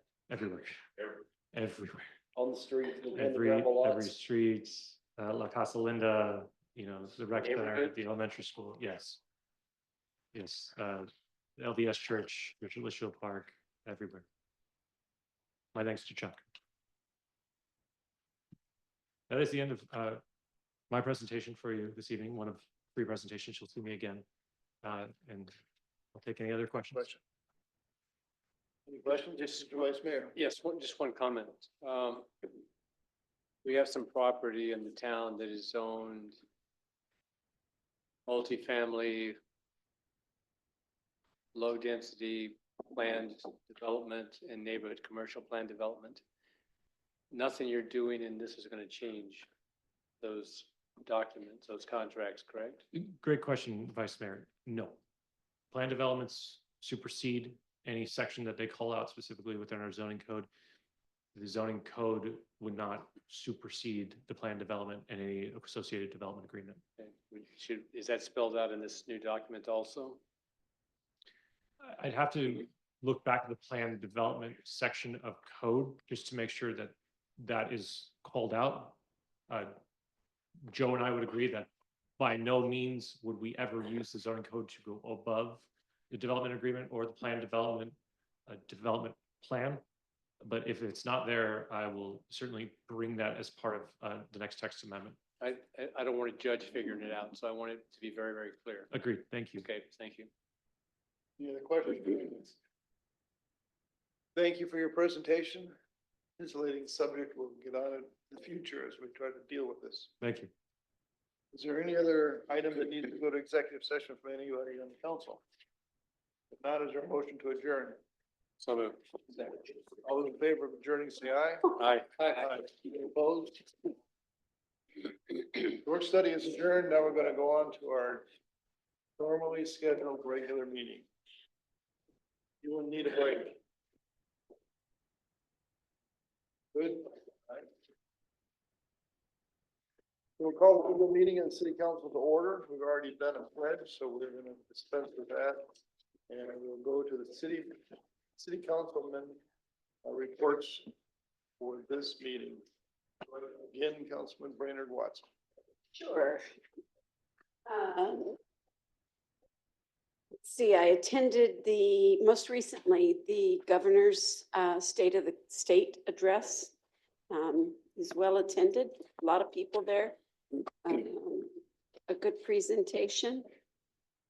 I think think I'll leave it at that. That's probably the only, real city thing that I've done this month. Where? I just want to welcome Councilperson Allen and Councilman Frazier to the team. Look forward to working with you. Councilman James. Yes, sir. Thanks, Mr. Mayor. Just I was only there for the last day of it, but it sounds like another successful Patriot All-America. Sounded like really good collaboration. Sonny played a key role as always from the city, and I know that went appreciated, and the tournament continues to grow and get bigger. And then comments about our lights. Everybody loves our lights in the downtown area, the Christmas lights in particular, but had a few people mention to me, hey, the lights on the palm trees are really cool, and they're not really, seasonally driven, something that maybe we could keep year round. And I said, bring it up at council. I mean, the ones in the tree by the school that are red and green, those obviously are, right. But the ones on the palm tree, they really, when you're driving down Old Litchfield at nighttime, really make it look nice. Maybe that's something we could consider keeping year round. Yes, sir. Councilman James, I would agree. I think the ones in the red green would definitely need to come down. But yes, on the palm trees. Council, we've discussed this in the past, but leaving the ones in the palm trees there, haven't we? Mhm. Yeah. Great, good to know. That's all I got, Mr. Mayor. We could certainly do that. Councilman Allen. Councilwoman Allen. Do you have a report now that you've been on council for An hour. hour and a half? For a hot minute. I attended the State of the State with Councilmember Brainerd Watson. I said that right. That's the first time I've said it, so it's very exciting, first night. And that was great. I got to meet a lot of other elected staff from other cities and places around the Southwest Valley. That was exciting. And I'm also trying to take advantage of all the different opportunities that the city has extended to meet in liaison with folks, and that's coming up in the next month too. Thank you. It's really, I know I was overcome with emotion while I was taking the oath, and it's always something meaningful. So I just really am looking forward to being here and working with all of you. Great. Thank you. Councilman Frazier. I do not have any reports at this particular time. I am very happy to be here. I look forward to this job, essentially. City planning, city work, municipal work is stuff that I enjoy. It's what I do. So I'm very happy to be part of this team. Great. Mr. Vice Mayor. Thank you, Mayor. Well, welcome both of you. It is fantastic to have the experience, the education, the background you two have to bring to us. It's great to have these differences of all of us on the council with all these different walks of life, seeing different areas. So I'm actually quite excited to see how you guys participate. So welcome. I attended many events also, and I would name them, but one of them I did go to was the Goodyear City Council swearing-in ceremony. And it was really a nice ceremony. They've got 2 new council members and 1 returning council member, just like us. The light issue, I agree with Councilman James about that. And I would also wonder if it wouldn't be possible to extend those a little further down, maybe some of the roads on some of the palm trees. They do toward City Center, because that's going to be part of the project. Yeah, as we go to it. But Mr. Vice Mayor, you suggesting to go further up Old Litchfield, sir? yeah, I mean, maybe Wigwam, Litchfield, look at it. Maybe there's it could be a little more dramatic, with a few more trees in each direction there. So Yes, sir. depending on what the cost of that is. And the last thing is, I would encourage both of you maybe to set some time aside the end of August. We have the Arizona League of Cities and Towns Conference. And that is where there's a massive amount of training, meeting our local elected officials, city managers, other staff. It is a great event to. Sat next to me at the luncheon. Did you forget already? You did come for a while. You're right. You did. That's right. Yeah. You were. Try and come and stay for a few days or something. It's a great, where's it next year? Scottsdale. Pictures of somebody. I got, Yeah. Where is it? and, I got my picture with the governor Oh. because she That's signed right, our I charter. remember. Yeah, I remember that, yes. All right, well, I want to also welcome you to the council and re-welcome Councilman Claire. I am excited and look forward to working with all three of you, particularly with the two new ones. It'll be fun. Mayor, can I add something to mine? Sure, why not? I wanted to comment that both of you, excuse me, served on our, charter, city Yes, charter yeah. committee. And I think that was so important for us to reach out to the community and involve people in the community. Because look, we brought in really quality, great, people, and I'm so excited to be working with you. But I think we should find as many initiatives that we can to involve citizens. Because the more they see our government working and see how things happen here, I think the more effective we can be in bringing people to consensus and bringing them in. So, Maybe during the city manager's report, you can give us a quick update on this new citizens committee training thing that's going on. That we're trying to get people involved in the city. Yes, we certainly can. Okay, so, welcome. Welcome. I'll just leave it ditto to what everybody else has said. I'm not going to repeat it all, but it is exciting to have you well on the council, and I'm sure that you will help us forge a good path going forward. Mr. City Manager, as you consider these comments on lighting in the trees, remember that we've got a CIP program to redo all the electricity to all the trees in this area. And so we want to coordinate anything we do with what we're already planning to do in there. So it was supposed to be coordinating with the look along Oldishville Road with what's in Square. So, That's correct, sir.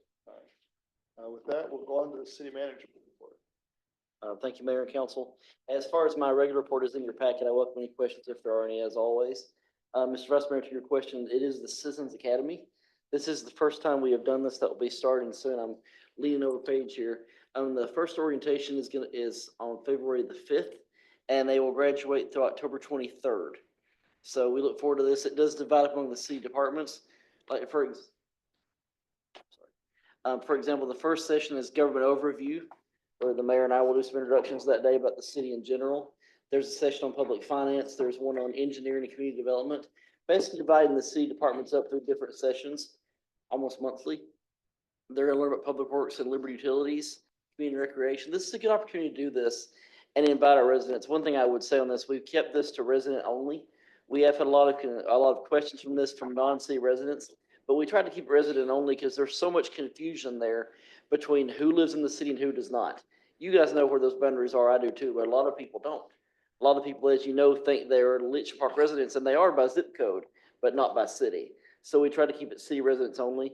But we look forward to this. I think this is a fun thing to do, to really tell the public, this is what a city, this is how we operate, this is what we do. And we look forward to this. Guys, are we still accepting registrations at this time? until January 31st. Until January 31st, okay, so, Well, can we, I don't we know have, how many. we need a minimum of 15 to continue, Are we having issues because of summer? maximum of 25. I don't know if it's an issue of summer. Yeah. If you heard what the city clerk was just saying, we currently have 12 signed up. We need 15 spots. So if you know 3 more people that want to come and learn about what the city does and how we operate, send them over. And these, Sarah wants to sign up, but she won't be around for a couple of those summer meetings, so. these meetings are during the day time. But it is a good opportunity if you know anyone. A few other comments I would have is to our new council members, Councilmember Donahue wanted to apologize that she couldn't be here. She had another engagement, but she wanted to wish you the best in the future. And again, apologize that she couldn't be here. I would also like to welcome you guys. So I have been working for the city now for 5 years. I've been your city manager for about 4. And this is the first new council member swearing and I've got to be here for. So we're glad to have you guys. And also for both of you, I can say both of you have met with me multiple times since you were elected to come and prepare and get ready for taking the oath of office. And that's not something that all new council members do. And I appreciate you taking that time to come and get to know us, get to know the city issues, come to our meetings. You guys have attended a lot of meetings before you had to be here, and you didn't have to do that. So we appreciate, again, you taking the time to get to know the city and getting yourselves ready. That really is important. Thank you for that. Paige and myself, I'm sorry. 5 years? 5 years? I've been working for the city 5 years. I've been your city manager 4 years in December. Yeah. This past December. I say time flies when you're having fun. Paige and I just got back from ACMA today. That's the Arizona City Managers Conference. And that was good. Lots of discussions, of course, about grocery tax. So we'll discuss that more later, but it was a good conference as always. And again, I welcome any questions if there are any. One last thing I would say, thank you everyone that is serving on a committee.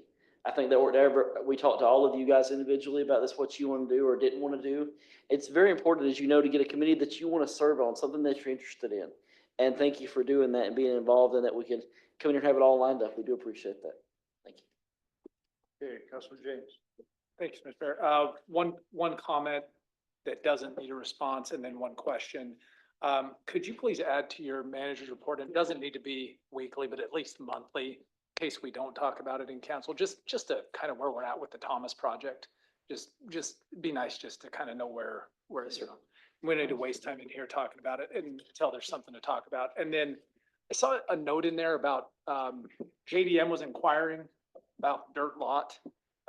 Is there anything you could expand on that one? Yes, sir. Oh, so what you're talking about, sir, is that Ted Raven reached out, many of you know Ted, about putting for sale signs on the property, is what he's asking about. So of course, JDM owns the 15-acre corner there across from City Hall. And apparently they're interested in selling it, or so I hear. They're going to put some for sale signs up, and we'll be glad to help them do that any way we can. So Okay. those signs have not been installed as of yet. Okay, so just preliminary. Yes, sir, that's correct. Okay, thank you for your report. Sir. Next item is the presentation section. Call the community. Oh, skip right over call the community, no, for part 2. So we'll go back to call the community. Is there any member of the public who would like to address the council on a non-agenda item? There's a form you have to fill out, and I don't think I have any forms. So going once, going twice, no call the community then. Presentations. First presentation is about the fiscal year 24 audit report. Stephen Palmer.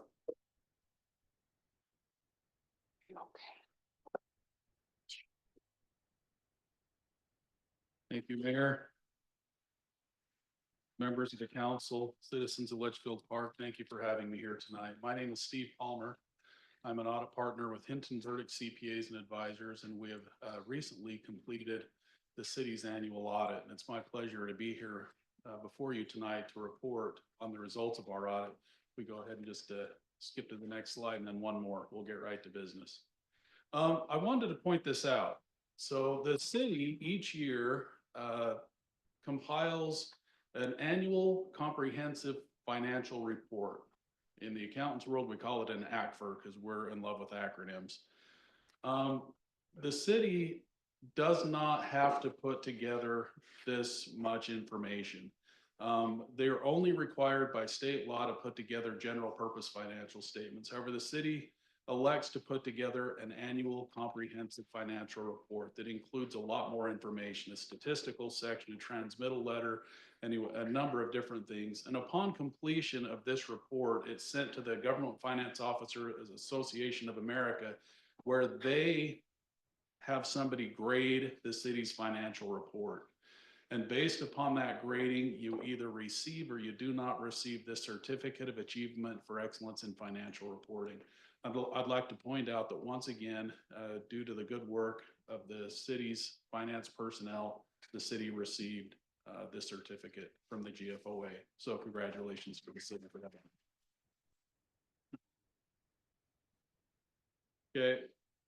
In conjunction with our audit of the financial statements, there are 3 separate reports that we're required to issue. The first being the independent auditor's report. It's within this report where we express our opinion on the financial statements, or whether after we've conducted all of our test work, if in our opinion, the financial statements present fairly in all material respects the city's financial position and the results of its operations for the year under audit. it's my pleasure to report to you that we issued an unmodified or a clean opinion, if you will, on the financial statement. The second report that we issue is a report on internal control over financial reporting and on compliance. Within this report, there are 3 different levels of findings that we could potentially issue. And I'm pleased to report that no instances or circumstances came to our attention that were required to be reported within this report. The third report that we issue is on the state's compliance with fiscal matters. Probably the most significant or the most dominant that you hear about frequently is the city's compliance with HERF monies. That's a great example, the Highway User Revenue Fund. Those funds have to be spent specifically on streets. And so there's certain procedures we conduct to ensure the city's compliance with that state requirement. There are a few other things we look at as well. I'm pleased to report that as a result of our auditing of those state-specific items, there were no issues that came to our attention that needed to be reported. So overall, we issued a clean bill of health within our audit reports. We'll go to the next slide page. I like to take just a minute and look at the city's finances with you from a very high level. We're not going to get into the details here, but just from a very high level. At the end of fiscal year 24, so at June 30, 2024, the city's net position was just under 66 million. Meaning if you took all the city's assets, backed out the liabilities, that residual amount being the equity was just about 66 million. And over time, whether or not this number increases or decreases is a good indication of whether the city's health is improving or deteriorating. So let's go to the next slide and see how the city did for fiscal year 24.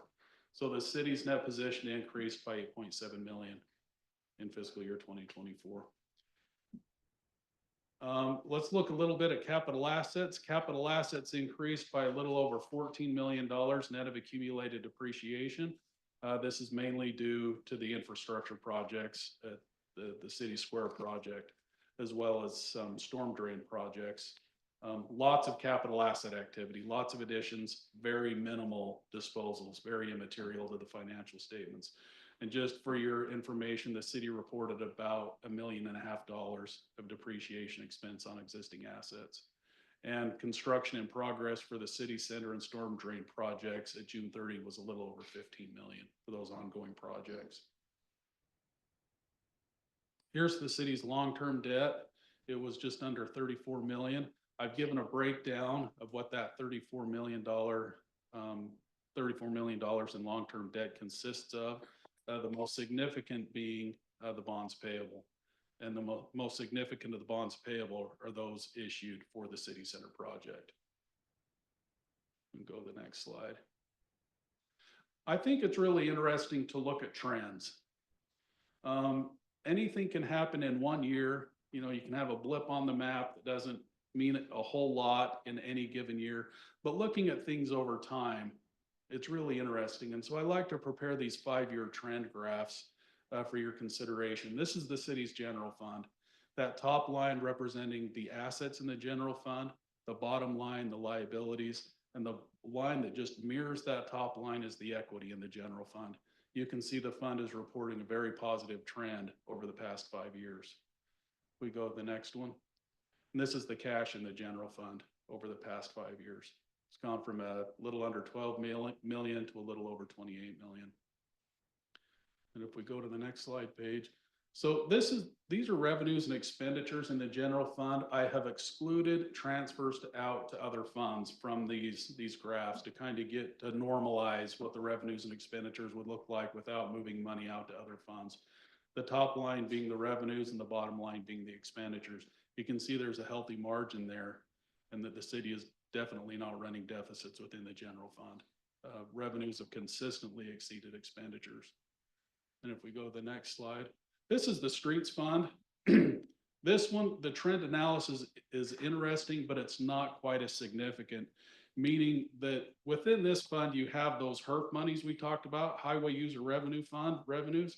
And it's very typical for a city to accumulate these resources over years and then spend them on a project and then accumulate and then spend. And that's what you're seeing here. The blue line is the revenues. They've been very consistent, but the expenditures kind of have peaks and valleys. as the city expends those for specific projects. You can see in 2023, there were significant projects. In 2024, not so much. So that's really what we would expect the streets fund to look like. And then this next one, it's also, oh, this is the cash in the streets fund. It mirrors the expenditures. You can see that it dipped last year with those projects. And then this last slide, this is just kind of interesting. These are the city's expenditures on the city center fund. Again, trend analysis isn't so meaningful here as it's for a specific project. In my opinion, it's just interesting to look at what the city has spent over the past 3 years on the city center fund. Cumulatively, at June 30, 2024, a little under 35 million had been spent on the project. That's my report to you. Overall, very positive. I want to give my thanks to the city personnel that help us so efficiently each year. Paige can attest, we ask for a lot. We ask for a lot of documents. We ask a lot of questions, as should occur in an audit. We take a really deep dive, take a hard look at the city's finances to ensure that they are being properly accounted for. And with that, if you have any questions, I'll be happy to address those tonight. And if you come up with any questions at any time throughout the year that you'd like to bounce off of me, there's my contact information. Please reach out. I'm more than happy to help. Paige and I are in contact regularly as she has different questions, just to make sure that everything's being done correctly and appropriately. So, questions? Questions from the council? Doesn't look like it. Thank you for your Yeah. report. We're glad that Paige and her department is still, doing things up to snuff and keeping track of all this. Yeah. Thank you. Thank Good you very job, much. Have a good evening. Yeah, I just Yeah, want go to say, ahead, Mr. Vice Mayor. yes, say, congratulations, Paige, and Paige gives us, lots of fantastic information on a monthly basis to see what's going on, so we can keep track of what's happening also, but to have somebody else come in and give us the same great report is, on Paige is wonderful. Thank you. Okay, takes us to our report section. First report is from the fire department. Deputy Chief Paul. I'm subbing in for Chief Paul tonight, Deputy Chief Tim Wayne. Chief Wayne, oh my God. My agenda is all messed up once Just again. two, Mayor. You come and you go, and we don't know. I think we do it on purpose Sorry. just to keep you on your toes. I apologize. All good. Good evening, Mayor and Council. I'm here to report out on November and December, and I do have an annual report that'll I'll go into as well. I'll start with fire prevention. We saw in the month of November, 43 occupancy inspections, and in December, 1 plan review, 1 construction permits, 1 special events, and then 17 occupancy inspections. Emergency responses for the month of November was 81 and 82 for December. It seems to be pretty consistent. Of those in December, 71 were medical related, 2 were hazmat, and we had 2 calls for service, 3 false alarms, and then 2 good intent calls.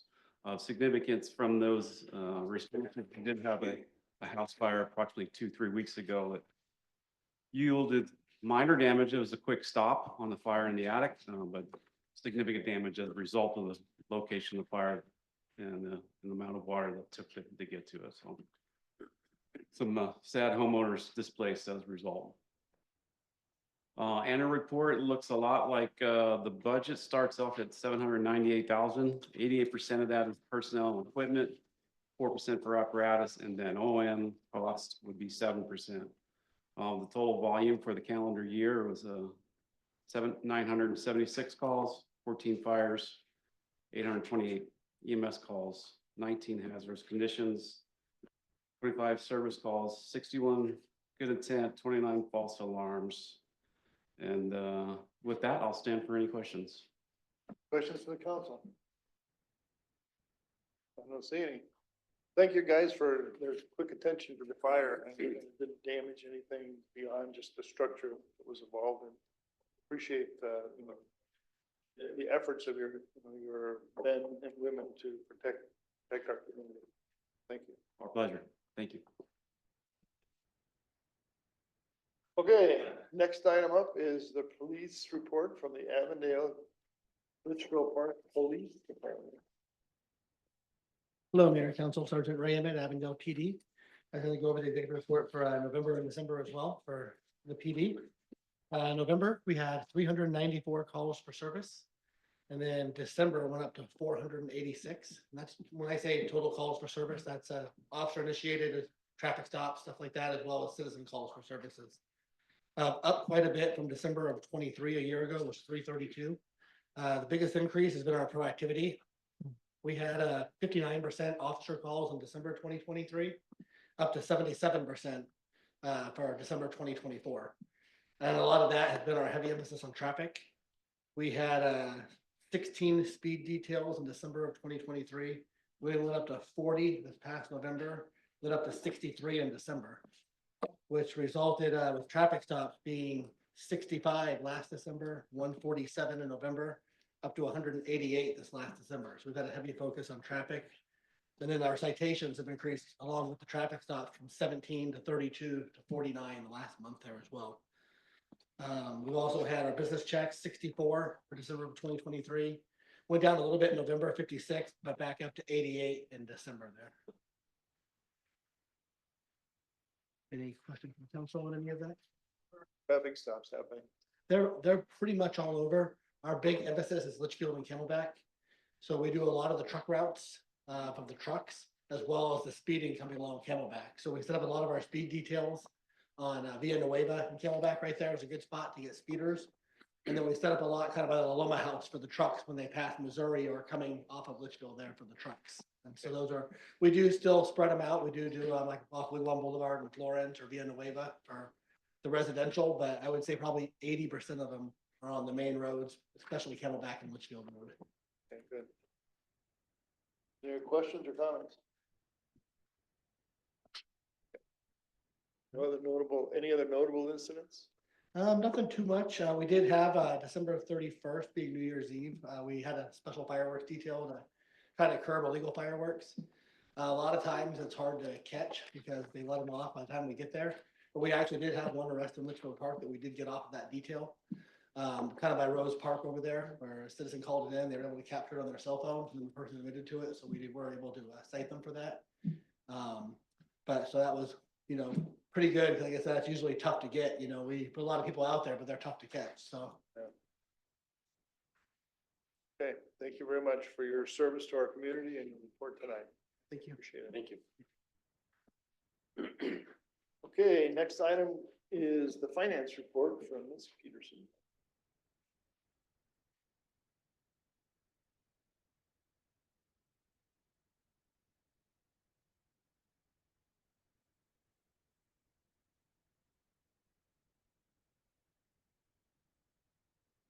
Thank you, Mayor and Council.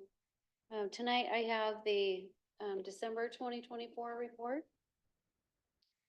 Our sales tax for the month of December was just up 2% over December of last year. You will see our retail and online sales and restaurants and utilities were all down in December, but overall 2% higher than last December. Our construction sales tax was down. Question on that topic, that's the written report. We've got percentages of down 7%, down 13%, down 12%, up 12% on that one. These are all the percentages that are in this written report are month only percentages? Correct. Okay. This month. If you look at the column to the right on the fiscal year to date, that shows the year over year. Right. I can start adding that in the written report if you'd like. We just, it caught my eye, the written report, because it, obviously we're concerned that we start seeing restaurants consistently going down. So we want to start, just stay on top of it.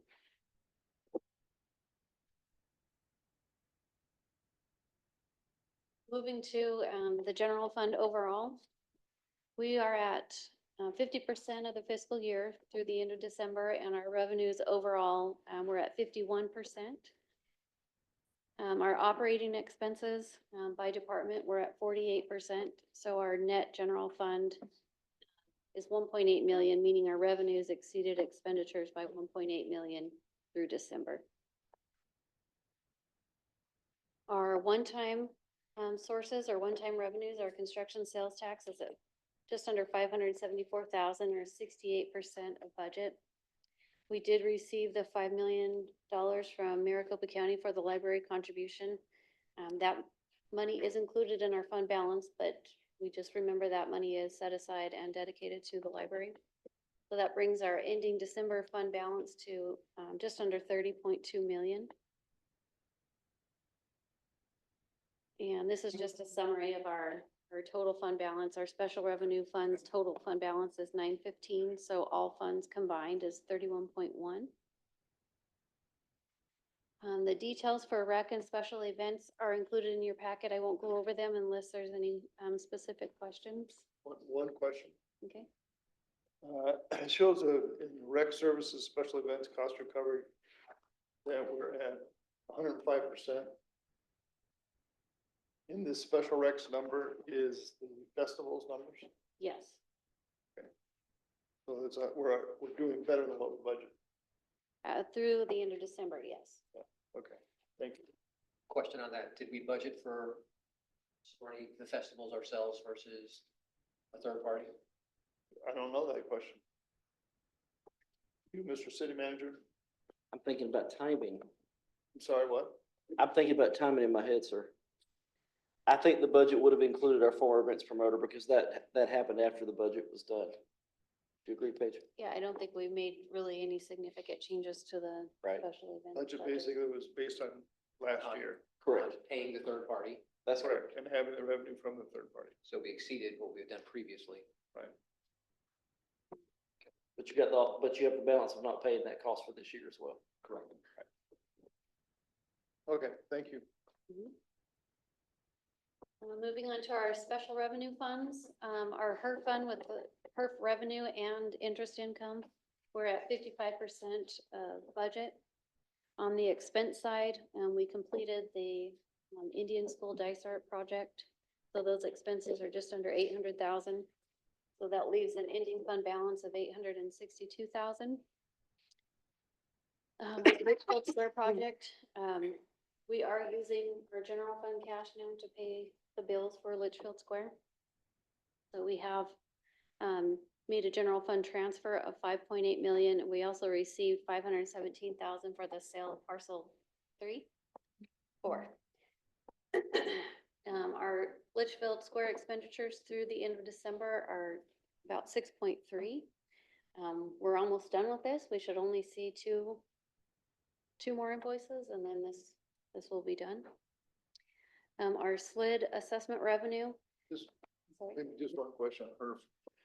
We have experienced all the expenses in HERF from the Indian School Dysart Road job.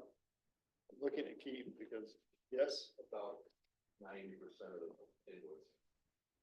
I thought we were gonna be pretty well have spent our HERF money once we did that project. What else is planned for HERF? Matthew, the chat, where you we did that. That's right. But he's talking about we're going to be getting close to our budgeted expenses this year just because of the expenses that rolled forward from Right. Litchfield Square. So in the event we need additional budget capacity, we can transfer budget capacity. I'm not talking about money, but just legal budget authority from the HERF fund to the general fund if we need that. So we're really Not spending. pumping the not brakes gonna on spend all everything that. this Yes, year. yeah.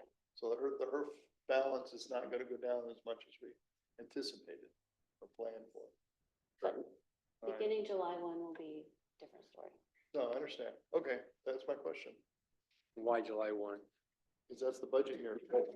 Yeah, but we got a project we're paying July 1? Well, I just mean that our budget starts over and so we can budget for projects. We have cash in the HERF account that we have planned to spend on road maintenance. Yeah. But we may need that budget capacity for those expenditures in the general fund because of the funding that we're doing through that. Right. So instead of spending the HERF on the HERF projects, we're gonna keep that capacity in case we need it in the general fund. If there's any excess HERF funds, can they be They stay spent on the over. roads on City roll Litchfield forward. Square? Why roll them? Why don't we spend them on the square? Because we might need the HERF, we may need the HERF capacity for things that we have to spend in the general fund. Right. So we have to save that capacity.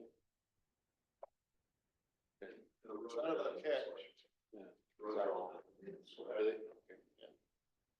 Mayor, if you don't mind, I think it's a very important point for mayor and council to understand, is that this is not a question of having the money to pay the cost. We more than have the money to pay those costs, no question. As Paige said, it's a matter of budget limitation, how much we can spend in 1 year. That's what it means. It's not a question of having the money to pay the bill. It's that we're only allowed to spend so much by state statute and how it applies to your budget. So we have to make sure we have enough capacity in there to do that. That's why we're not spending all the HERF funds for that reason, just to make sure. Does that make sense? It's the same reason why we don't, all of our capital expenditures that we're working on are not actually starting them in this fiscal year because of capacity. Correct. Not because of cash. I was just kind of going back in my mind to 5 or 10 years ago when we discovered we had a massive amount of HERF money sitting there that we were doing street projects, not using HERF money to do that.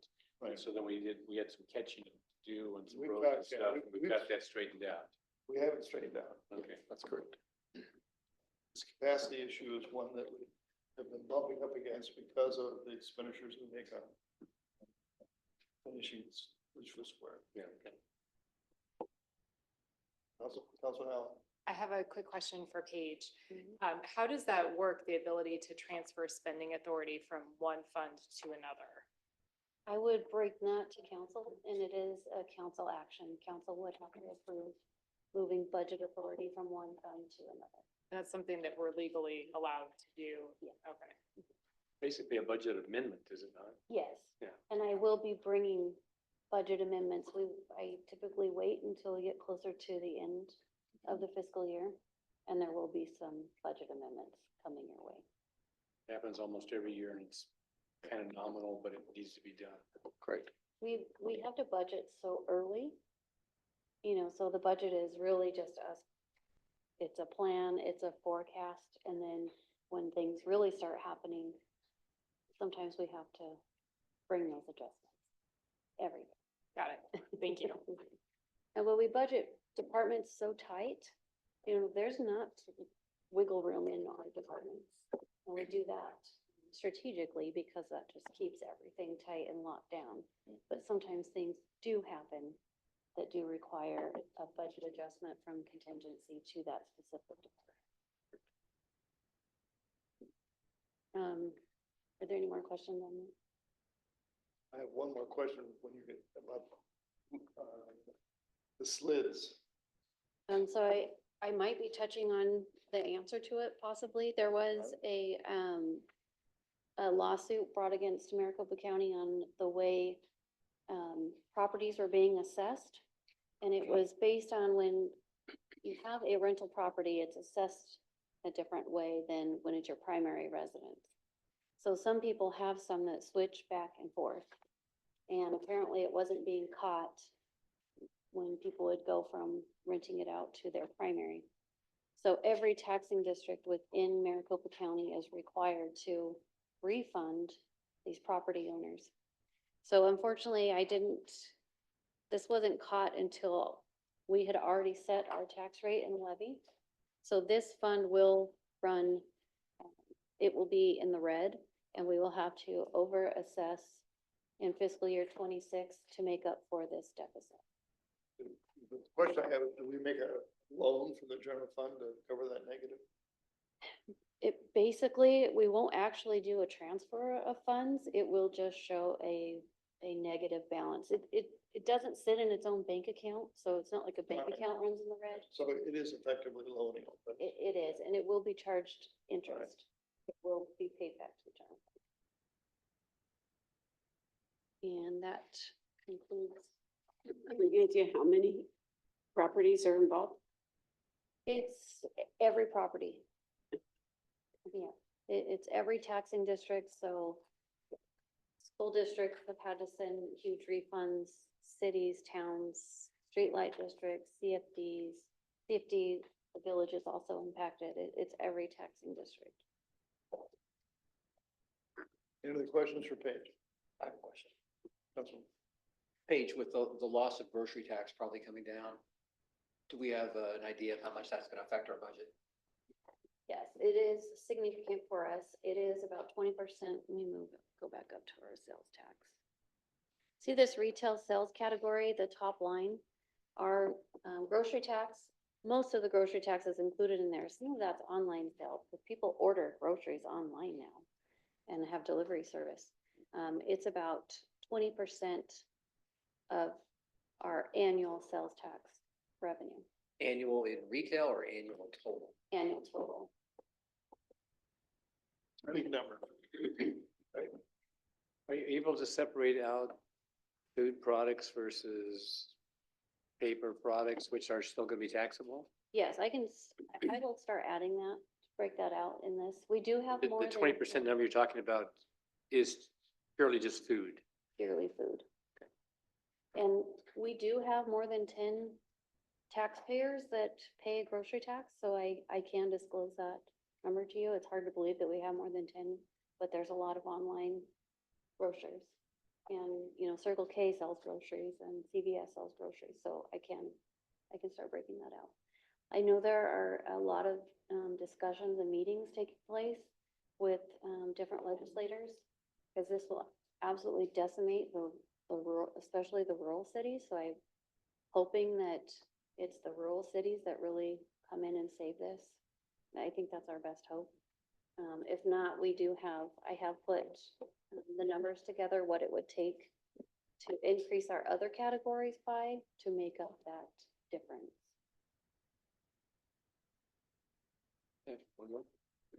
Well, it's not on this.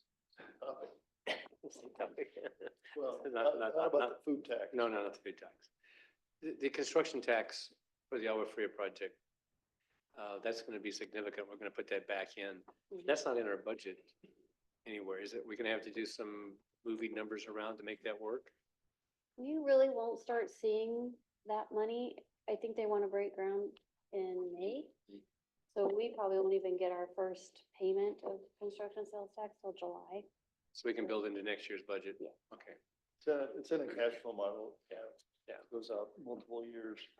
We understand how much we're gonna spend and what the expenditure limits are gonna be. Any other questions? Do we have any idea of when we'll know about the grocery tax? This is just my guess. I think it will be one of the last minute things, and it comes down to during budget negotiations, but it is a HCR, so it will go to the voters. So the governor has no veto authority over that. I would suggest and recommend in our legal budget, we budget as if we still have it. And if it goes away, then we react and respond to our actual, but it wouldn't go away until 2027. So even if it does get passed, it doesn't just immediately stop. Okay, thank you for your report. Mhm. Brings us to we have contamination plume update. We have something to update on that? Thank you, Mr. Mayor, members of council. The report is in the packet. Report on PJ North and Luke Air Force Base. I'm happy to answer any questions. Questions from the council? Anybody say? We've had, some of us have had multiple questions about the drilling going on around town. Presume it's PFAS at the base, but where are those located at? Those are thank you, Mr. Vice Mayor, the Camelback, south side of Camelback, it's west of Village, close to Bullard Wash is the first one. There already is a single well that they had there already down to about 660 feet. I'm sorry, the new one is 660 feet. The previous one was 230, so they're trying to get on different subsurfaces. The second one they drilled is here at Scout Park on the west half of the vacant lot, kind of close to where the playground is. That one's a shallow well, about 225. And then the third one is along Dysart Road on Villanueva, where the southern entrance is in the green space. That one also is about 235 feet down. And those are monitoring wells the federal government's doing, base is doing for Yes. the PFAS? they're drilling the wells and they're putting submersible pumps in and, putting cap on it, and they'll come back, at least once a month from what I'm told to sample it. Okay, thank you. What's the static water level? Any idea? Not yet. That's what they're, part of the information when we get back, when we get our first report, will tell us what the water level is. But I do know that there's the different subsurfaces. So the first one they did was a shallow subsurface on the south side of Camelback, and then the deeper subsurface well that they're worried about. They don't even know if the PFAS penetrated that far down. That's why they wanted to monitoring well. Okay. Capital improvement project update. Thank you, Mr. Mayor. The information is in your packet. I'd be happy to go down the list or answer any questions. Questions from council on the CIP program? Just one. Councilman James. Yes, sir. Hi Keith, just the Camelback Park, it looks like the parking lot, the parking stalls, looks like that's gonna happen in the spring, is what we're targeting. Remember, the goal is to try to get, we have 90% plans done. We just passed around to staff and have the departments look at it and make sure there's any last minute comments or concerns. We'll go back to the consultant, get the plans finalized, and we'll have a contractor look at it. The goal is to have it pulled off of a JOC contract, a cooperative purchasing contract, so we can have a contractor that we like do the work instead of going out to bid and wasting the time. But we do have it in the capital budget to do that construction this year. And is it, what's the timeline from start to finish on that? I don't see that going, I definitely don't see it going more than 3 months. It shouldn't be that long. And is there any special consideration, because of spring soccer? Because that's gonna, I will have to work with Tricia and staff. I've been trying to push it down the way as far as we can to get out in front of some of the sports, but it's depending on when we don't have the design, when we get the contractor under contract. So there's a chance we might not get the contractor under contract until the spring, and then they might not start until closer to summer. yeah, because there could be a huge mess. I mean, when soccer season's going on, there's practices in that park every night, and then Saturday there's games, and then if we've got it torn up from end to end to install, how many, was it 40 parking stalls or? 37, Yeah. including some golf cart parking. Seems like, yeah, if we almost makes more sense to just wait till like mid-May to start on them. Yeah, okay, perfect, thank you. Just a comment on you're calling it the Luciana La Loma Phase 6 wall. It's getting so late in terms of when that's gonna get built. If we're having trouble with costing on it, it should be combined with the Camelback wall. So we can try to get a better price. Mr. Mayor, I actually have a contractor looking at it right now, to see if the price can get down. The last contractor I had to look at it was, 700,000 for the width of 3 lots. That was way higher than it needed to be. So I had another contractor, actually having the contractor that built the section along, the previous section along Litchfield Road. That contractor just got on a cooperative purchasing contract, a job order contract actually with El Mirage. So they became eligible for us to approach and look at the plans. So they're looking at that now. Hopefully that cost comes down. I'm just concerned that mobilization costs get to be so high on such a short little section that, if you combine it with the longer section that we're going to be building in roughly the same time frame, it would make a lot of sense. Absolutely. More comments or questions, Mr. Vice Mayor? Thank you. Keith, the 3 entrances into the Bullard Wash pathway, they were built with a curve and they were built narrow. And I think there was a ridge on one side of those pathways maybe. But your comments, you're having problems with the golf carts, damaging some of the landscaping. You put a curb on the other side and that thing is still so narrow. Is a golf cart going to be able to get through there? Mr. Vice Mayor, actually, the city of Goodyear has requested that we install no golf carts. They don't allow golf carts on their path anyways. They don't. So that was something they just asked us to do. So in a conjunction with the single curb, we're hoping it deters. Mhm. If not, we might put up some backward spikes or something like that.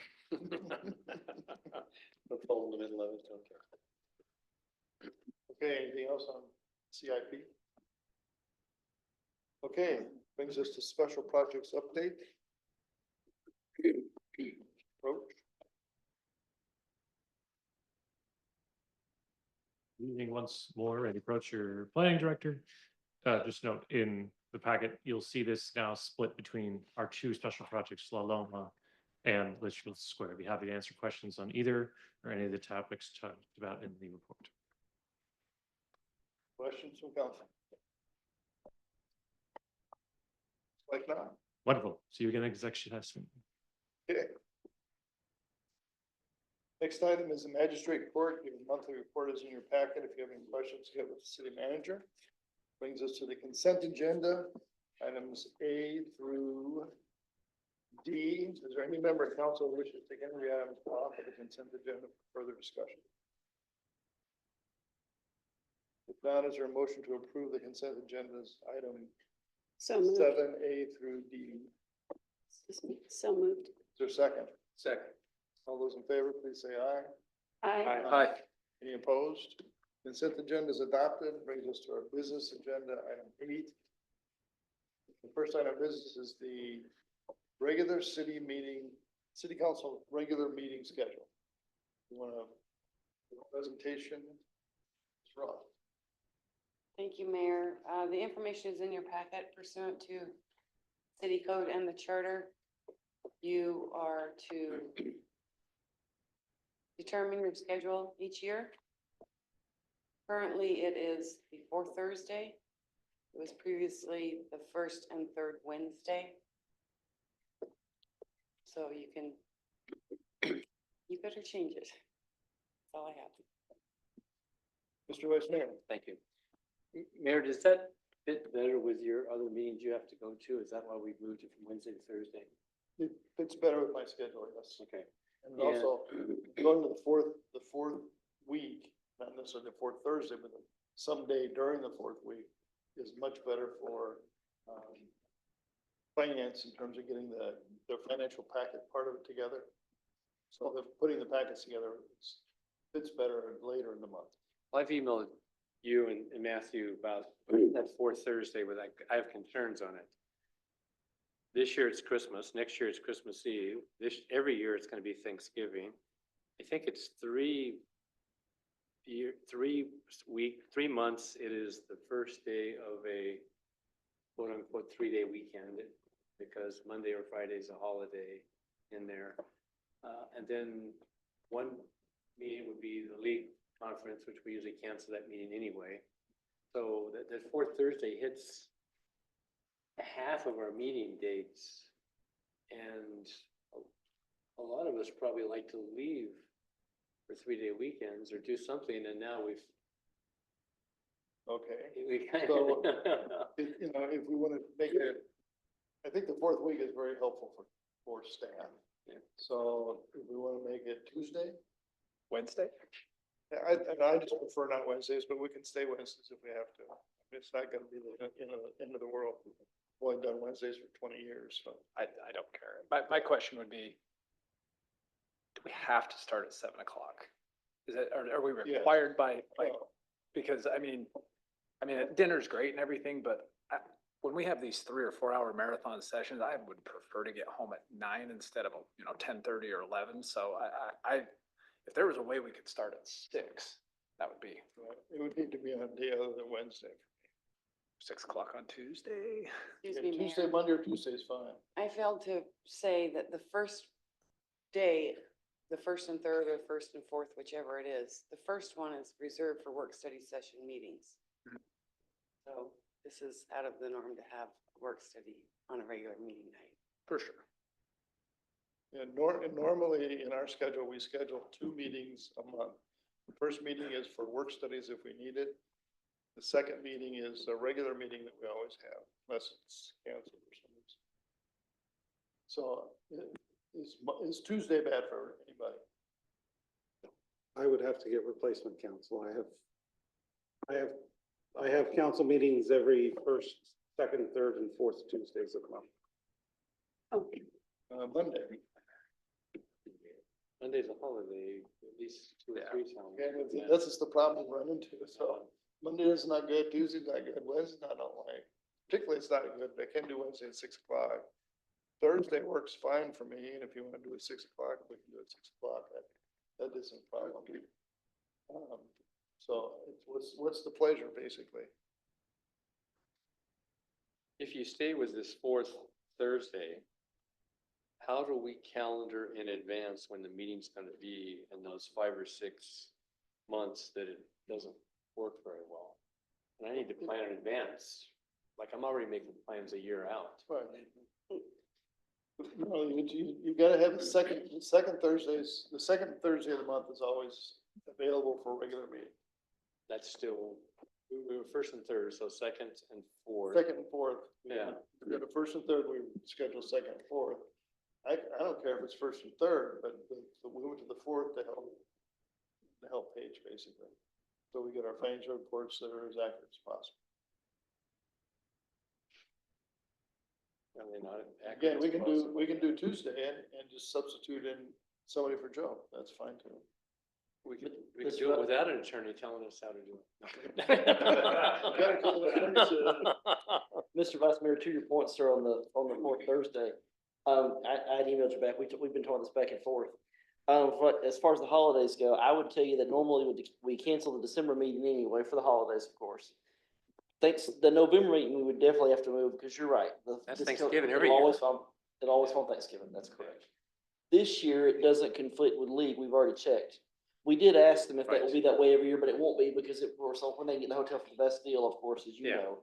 Said, and two, we cancel one of the summer meetings as well. We have polled council to see which meeting you guys want to cancel for this year, because that does help everybody's calendar if we know in advance. So I would tell you at least two of the meetings a year, I don't think would be a conflict, but there will always be some, like you mentioned, the best of the west. Labor Day, the Labor Day. Oh, yes, on your holiday weekend, yeah, that's a Yeah. different. Best of the West, We'll go to the second. best of the West is, yeah. So we'll go to the second, the ones where there's a conflict like that, we'll go to the second Thursday.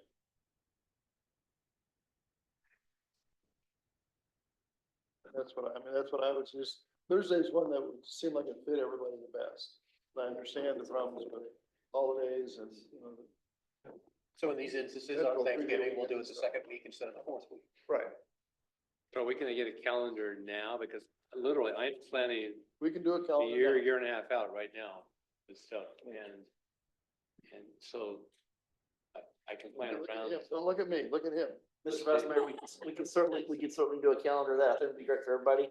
I do have my planning director back here whispering that we have P and Z on the second Thursday of the month.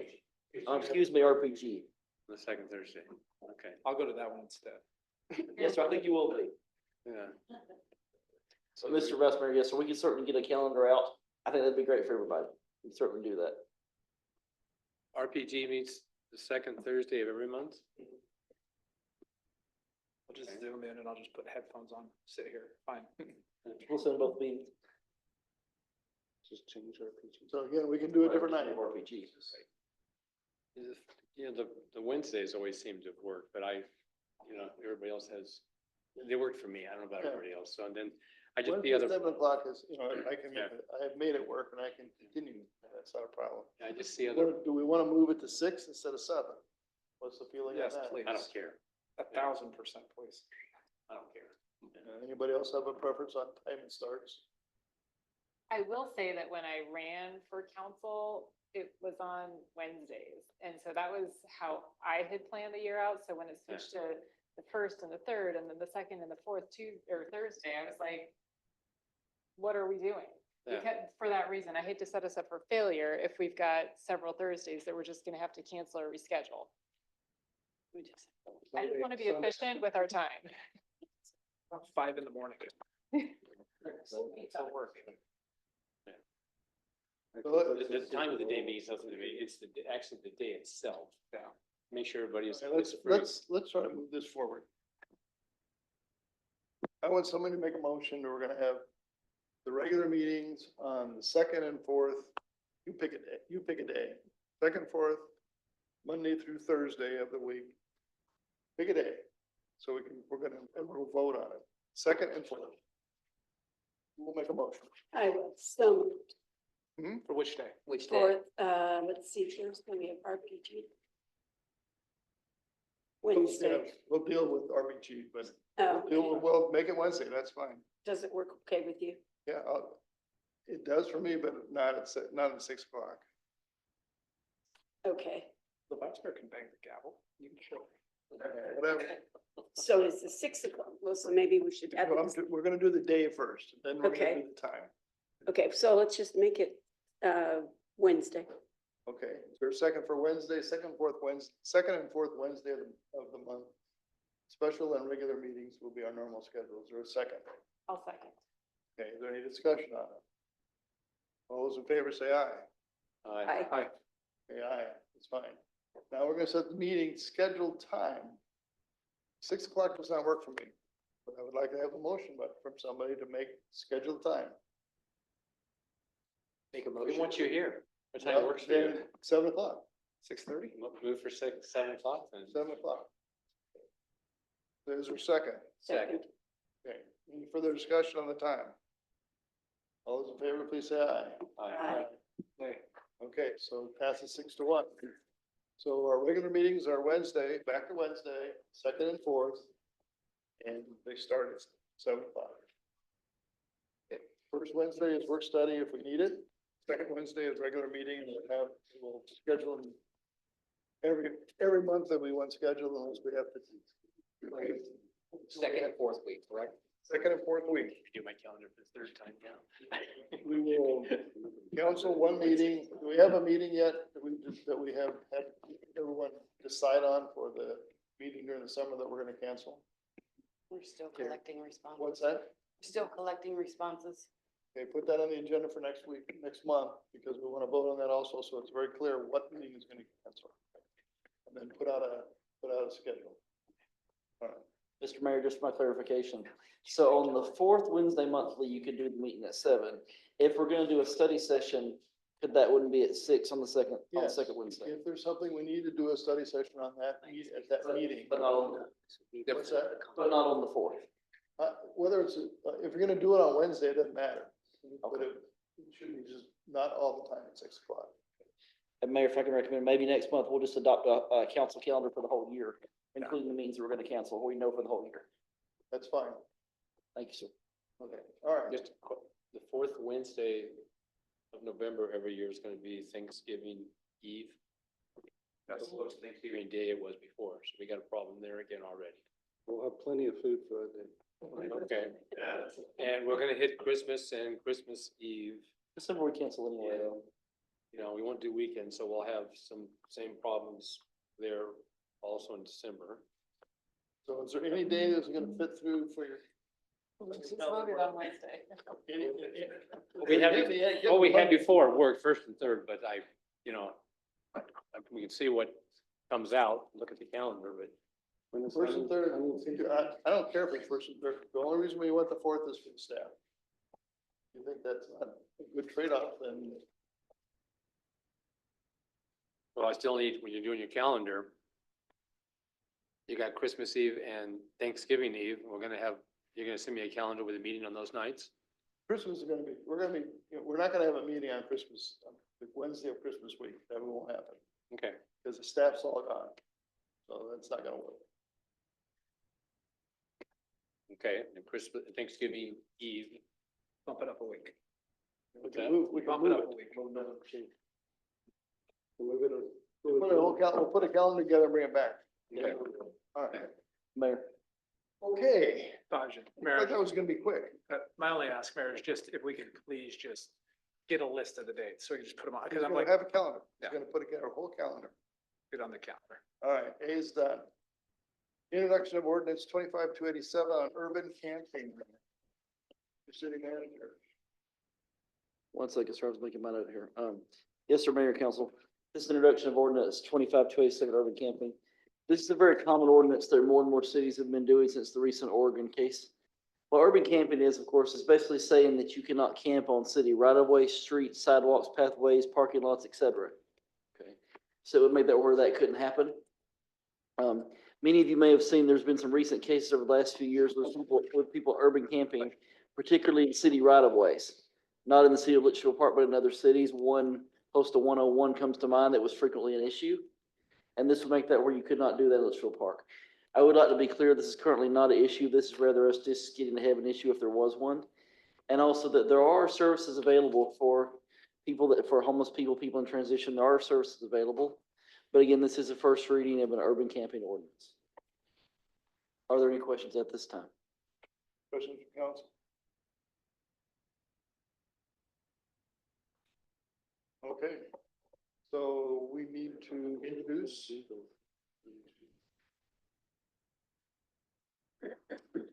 Motion to introduce ordinance 25-287 on urban camping. So moved. For a second. Second. All those in favor, please say aye. Aye. Any opposed? All right, it's introduced. Next item is a considering introduction of ordinance 25-288 on lift assist. Thank you, Mayor. Mayor and Council, just to clear up a little confusion on this one, this is the second time we've had a first reading of this, because the first time it didn't get a vote for a first reading. So it's a first reading again, even though you've heard it before, because again, the first time it didn't get voted for a first reading. I'm trying to confuse you as much as I possibly can. Mayor and Council, you may remember before there was questions about this. This is the lift assist ordinance that puts fees on certain businesses when their people are being lifted via Goodyear Fire, but not transported. Council had several questions on those, particularly could the fees be progressive? Could there be a clause in there that required training of staff? Could they provide us those lists? Would there be a warning the first time versus a fee? We did incorporate those things into this ordinance, as you'll see, between the city attorney and myself. And again, what this addresses is certain businesses calling for lift assist and not transporting the people. Certainly, there shouldn't be a charge to the business if the people are being transported via ambulance, not a question. That's why we have EMS service. The question here again is if our fire service, EMS, is being used to provide a service, that business should provide itself. That makes sense.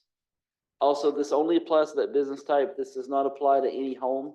Certainly, if you had a person with special needs in your home, I mean, they can come out there 50 times and there'll never be a residence charge. It's only for that business type. But again, this adds the things that that you had requested before. Are there any questions on this first reading at this time?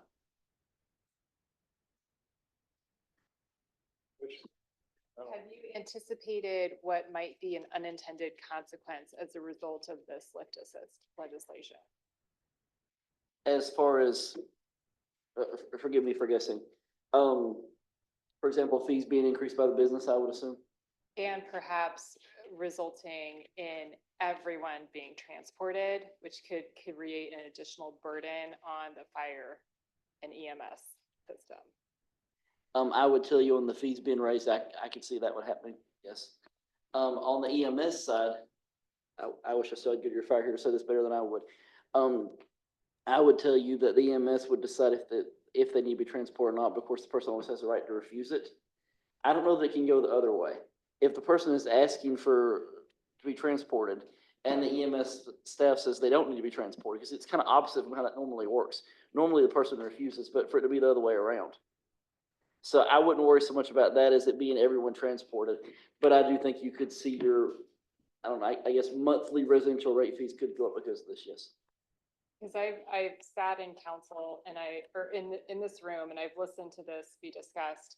And I just see a potential unintended consequence of the staff saying, need to be transported. We didn't see it happen. We want to avoid our own liability in all of this. And so the best way to mitigate that is to just go ahead and transport them. And so I just want to make sure that we're all aware that that could be the ultimate outcome, because as a business, they probably want to mitigate their risk. They don't want, but I just want to bring that out there. I think that's a fair point. Why don't I get with Goodyear Fire on that question and see how that would work? If Goodyear Fire said the person does not need to be transported, but the business says they do, and see how that works. And I could have an answer on that for the second reading. I think I know, but I'd rather them say than me. Find out, let's find out a little more detail. Yes, sir. So how is the decision to transport made? Because from the business standpoint, it'd probably still be better today, even the way it is now, to transport everybody. That motivation's still there, and the bigger part of the motivation isn't gonna be this fine, it's the potential legal liability that the business may have. So you wonder how this many people end up not being transported.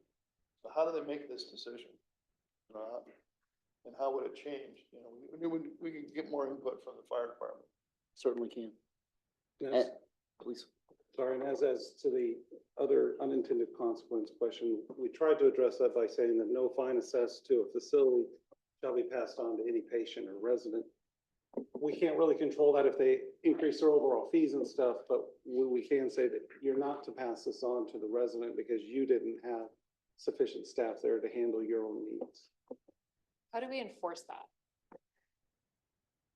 Really. I mean, Well, we would enforce it by, one of the things is we're asking that they provide us with their written policies, and they also have to provide us with the records upon request. and are we going to take them to court? Cause I read that in here too, that we could like seek judicial action, if they don't pay and all that, like, are we They don't pay going? the fine? Yeah, Yeah, it'll go to municipal court. we're gonna, It would just be like any other entity or individual that owes a fine or an obligation to the city. It would be That city you- court. It's, you know, it seems like a petty kind of thing to worry about. but I it's- understand it, It yeah. has such a big potential financial impact on the city, not today, but in a few years. And when this contract comes up for renegotiation, and all of a sudden our calls have gone up so much that instead of a third of a fire department, now we have a half or 60% of a fire department, the whole building. The cost can get very significant. So, I don't know that this is the best way to handle it, but we've been talking about this for so long, and this is the only idea we've come up with. And also in the Try future, and see what happens. yeah, in the future, if there are unintended consequences or issues that come up, you always have the ability to rescind, change, or modify this code provision to address those. You know, there are certain things, because this has never been implemented here. We don't know certain It's things. really not been implemented anywhere hardly. There are very few municipalities. A lot of people are talking about doing something like this, but there's not a lot of experience in how it works, how it may work. I have a question. Is there a way to ask or to mandate that the facilities provide a report in their inbound paperwork to the residents stating that they have this many cases of EMTs where they ask for lift assist, something along those lines, and that we could put language in there stating that the resident is not allowed to be charged. So we're creating a document that they have to provide a certain amount of reporting to a potential resident, and that they're not allowed to be charged, and a resident has to sign off on that. That's part of their inbound paperwork. Does that make sense?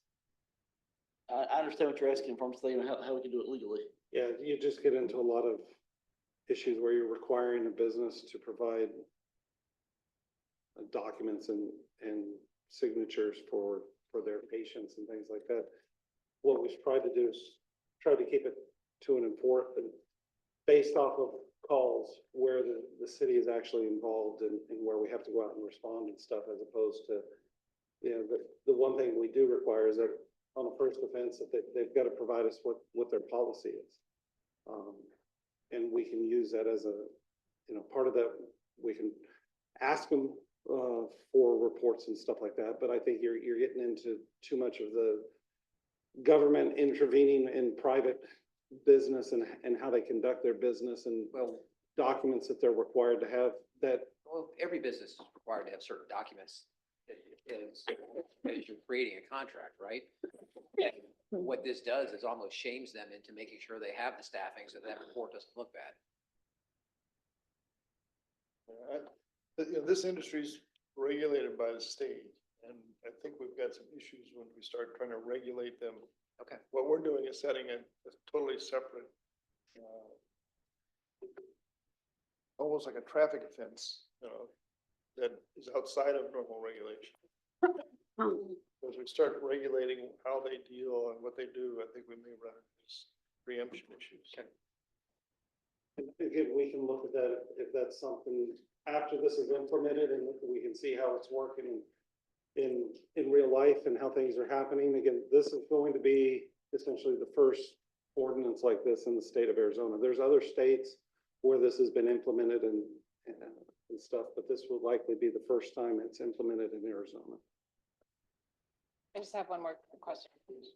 Paige, what would the impact of this, implementing this type of program be to the city for your office to administer? It's hard to say. I really don't know how many we would get, but I don't think it would be a burden, like an Okay. administrative burden. I think we would keep it in a separate fund and track it separately, Okay. but I don't think it would be too big of a burden. What about HIPAA? Are we getting into problems with HIPAA? Asking them to provide information on what they did to treat a patient? Because that's essentially what they're doing. We can't ask them about specific information about the patient, but we can ask about the policies that apply to everybody.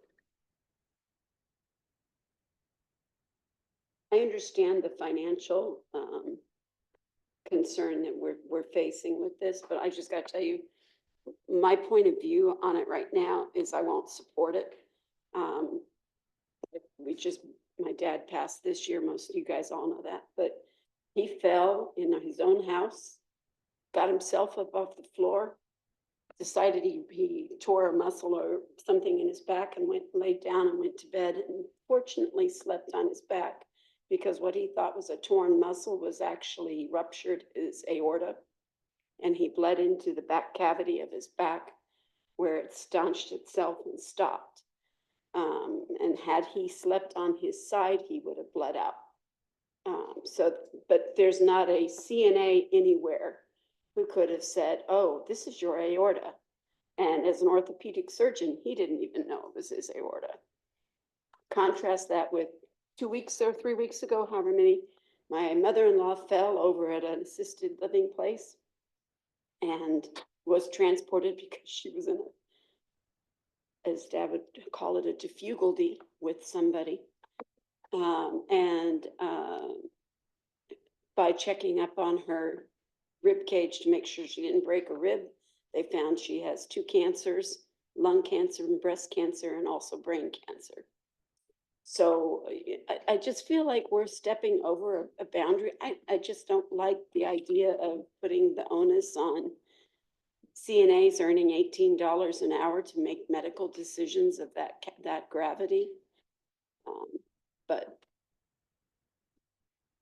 I think we are opening ourselves for potential, if nothing else, some level of responsibility in that. But the CNAs are not making the decision. Fire department's coming. Our guys are looking at them. But what they're gonna naturally do is say, you know what, we're not gonna call the fire department, because if we call the fire department and we don't transport them, it's costing us X amount of money.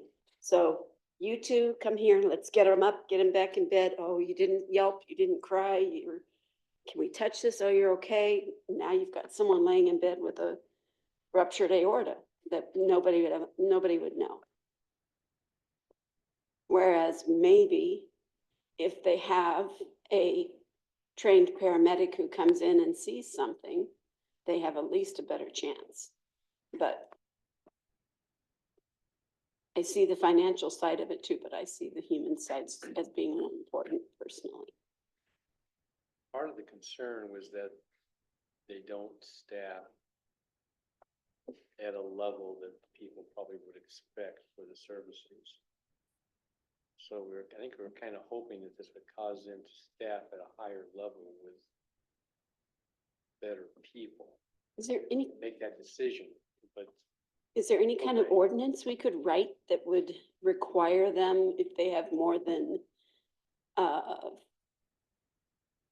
or 5 or whatever, however they define a care center in terms of number of people, more than a certain number of people that they have to have training at on site or I don't know. I don't know the answer to that. I don't know Right. if the state regulates it or. The state doesn't require it, but I've ever seen. Essentially what this ordinance is trying to do is those facility circumstances where you can have a facility, they have plenty of people on staff. Somebody falls, they have the people there, they're not calling. This is for those times where the facility just doesn't have the staff and this individual's on the floor, can't get themselves up. They don't have staff to be able to lift them up. So they're calling EMS to come out just to lift them up. And that's what it's trying to address, you know, outside of any of the other medical issues and stuff. Because you could have a situation where you have a facility where they had the staff there and they, you know, the person fell, had the torn aorta, but they lifted them up as their standard protocol. And, you know, you would still have those issues. You would never be able to catch 100% of it. But this is to try to avoid those facilities and those poor patients who are on the floor, who are on the floor and can't get up. And the facility doesn't have the staff to even lift them back up. Yeah. I just feel like the emergency people, the, you know, paramedics who come out triage, I don't feel like they just lift them up, put them in a chair or bed and leave. That's, Well, they do triage because they've been called out, but those facilities that have appropriate staff, the EMS isn't being called out. There's no triage. They're doing what they're supposed to be doing by properly staffing their facilities. Yes, anytime EMS is called out, I think was testified or discussed by the chief, is they do their standard protocols because they are called out. It's the fact that they're being called out is the issue, because they shouldn't have to be called out for those instances, because the facility just doesn't have two staff members available to be able to lift that person back up.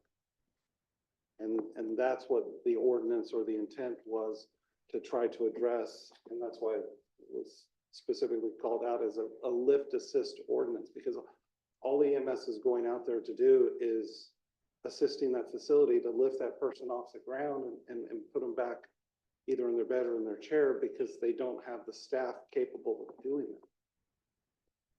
You know, and it's, you know, understandably, you know, I see that on a regular basis. I have a handicapped son who's 31, you know, he's non-mobile.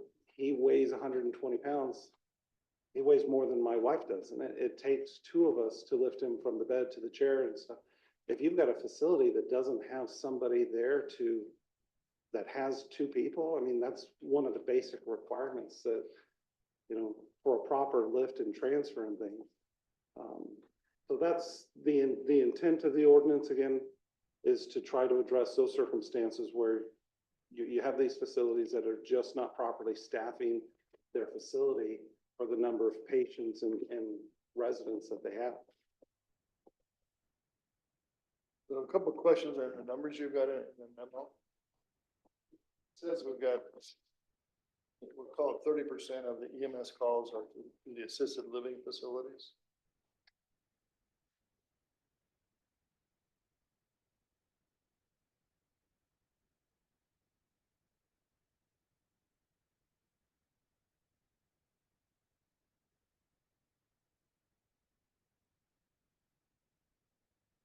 Background discussion. Yes, sir. Yeah, right. Okay. Yes, sir. So we have about 800 calls a year. So my memory still serves me. Unfortunately, my computer's maybe out of power, so I can't get to the fire. I can't get to the fire department report, but my recollection is it's getting close to 800 now. A year, calls a year. What specific are you? Look it up in your. Power reading, I'm using my phone.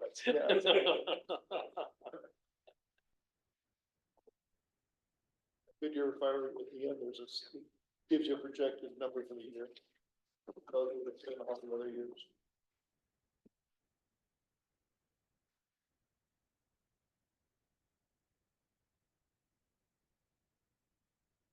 Total number of calls so far this year is 974. Last year is 934. And what's it projected, that's what's projected for the year. Projected for the year is 974. All right, that's. 1,000.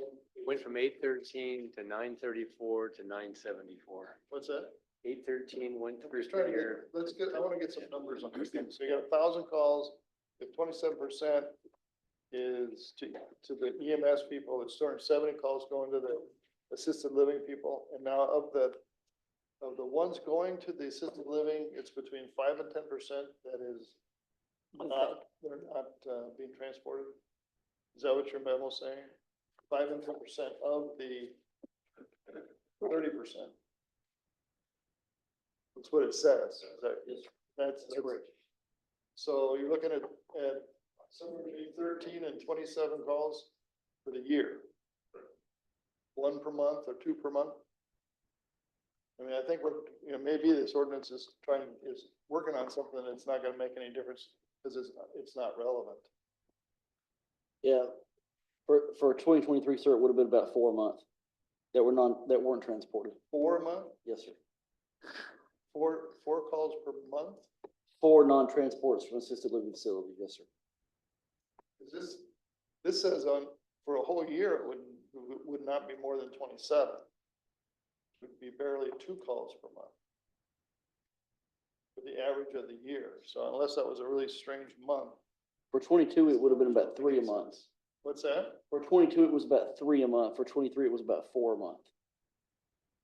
So the percentage numbers you've got are not right. Something's wrong with them, but let's just even say it's 3 a month. Sure. I'm not sure that that's relevant to fixing the problem.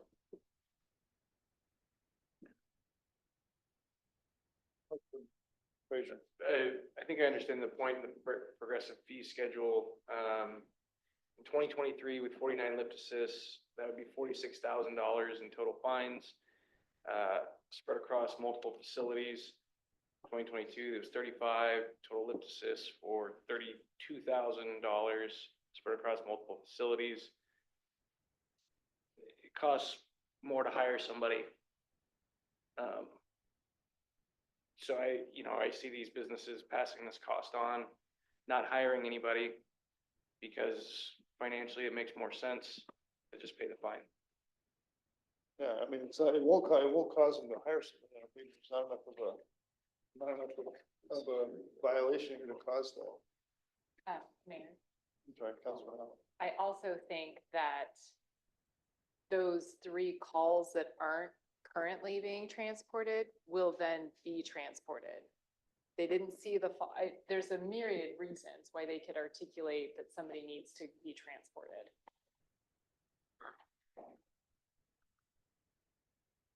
They may very well be. They could certainly have. Suggestion that would be, go back to some of the jurisdictions that have actually passed this kind of ordinance and get some data.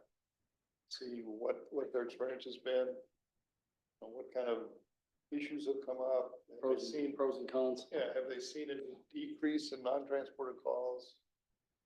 See what they're what are they trying to encourage the assisted living facilities to do? And are they seeing that the assisted living facilities are doing what they're trying to encourage? We can certainly do that. Is there a motion to table this? Do we get more research done? So moved. Is there a second? I'll second. Any discussion on tabling? All those in favor, please say aye. Aye. Those opposed? Motion passes, and we'll wait for some more research. Thank you, Mayor and Council. That brings us to the end of our regular meeting. I think we do have a need for an executive session, so is there a motion to go into executive session? So moved. Second? Second. All those in favor, please say aye. Aye. Thank you. Any opposed? All right, we're in executive session. Okay, adjourn. Can you get it back in the regular? Get started. Okay, what are we doing in the regular session? All in favor, please say aye.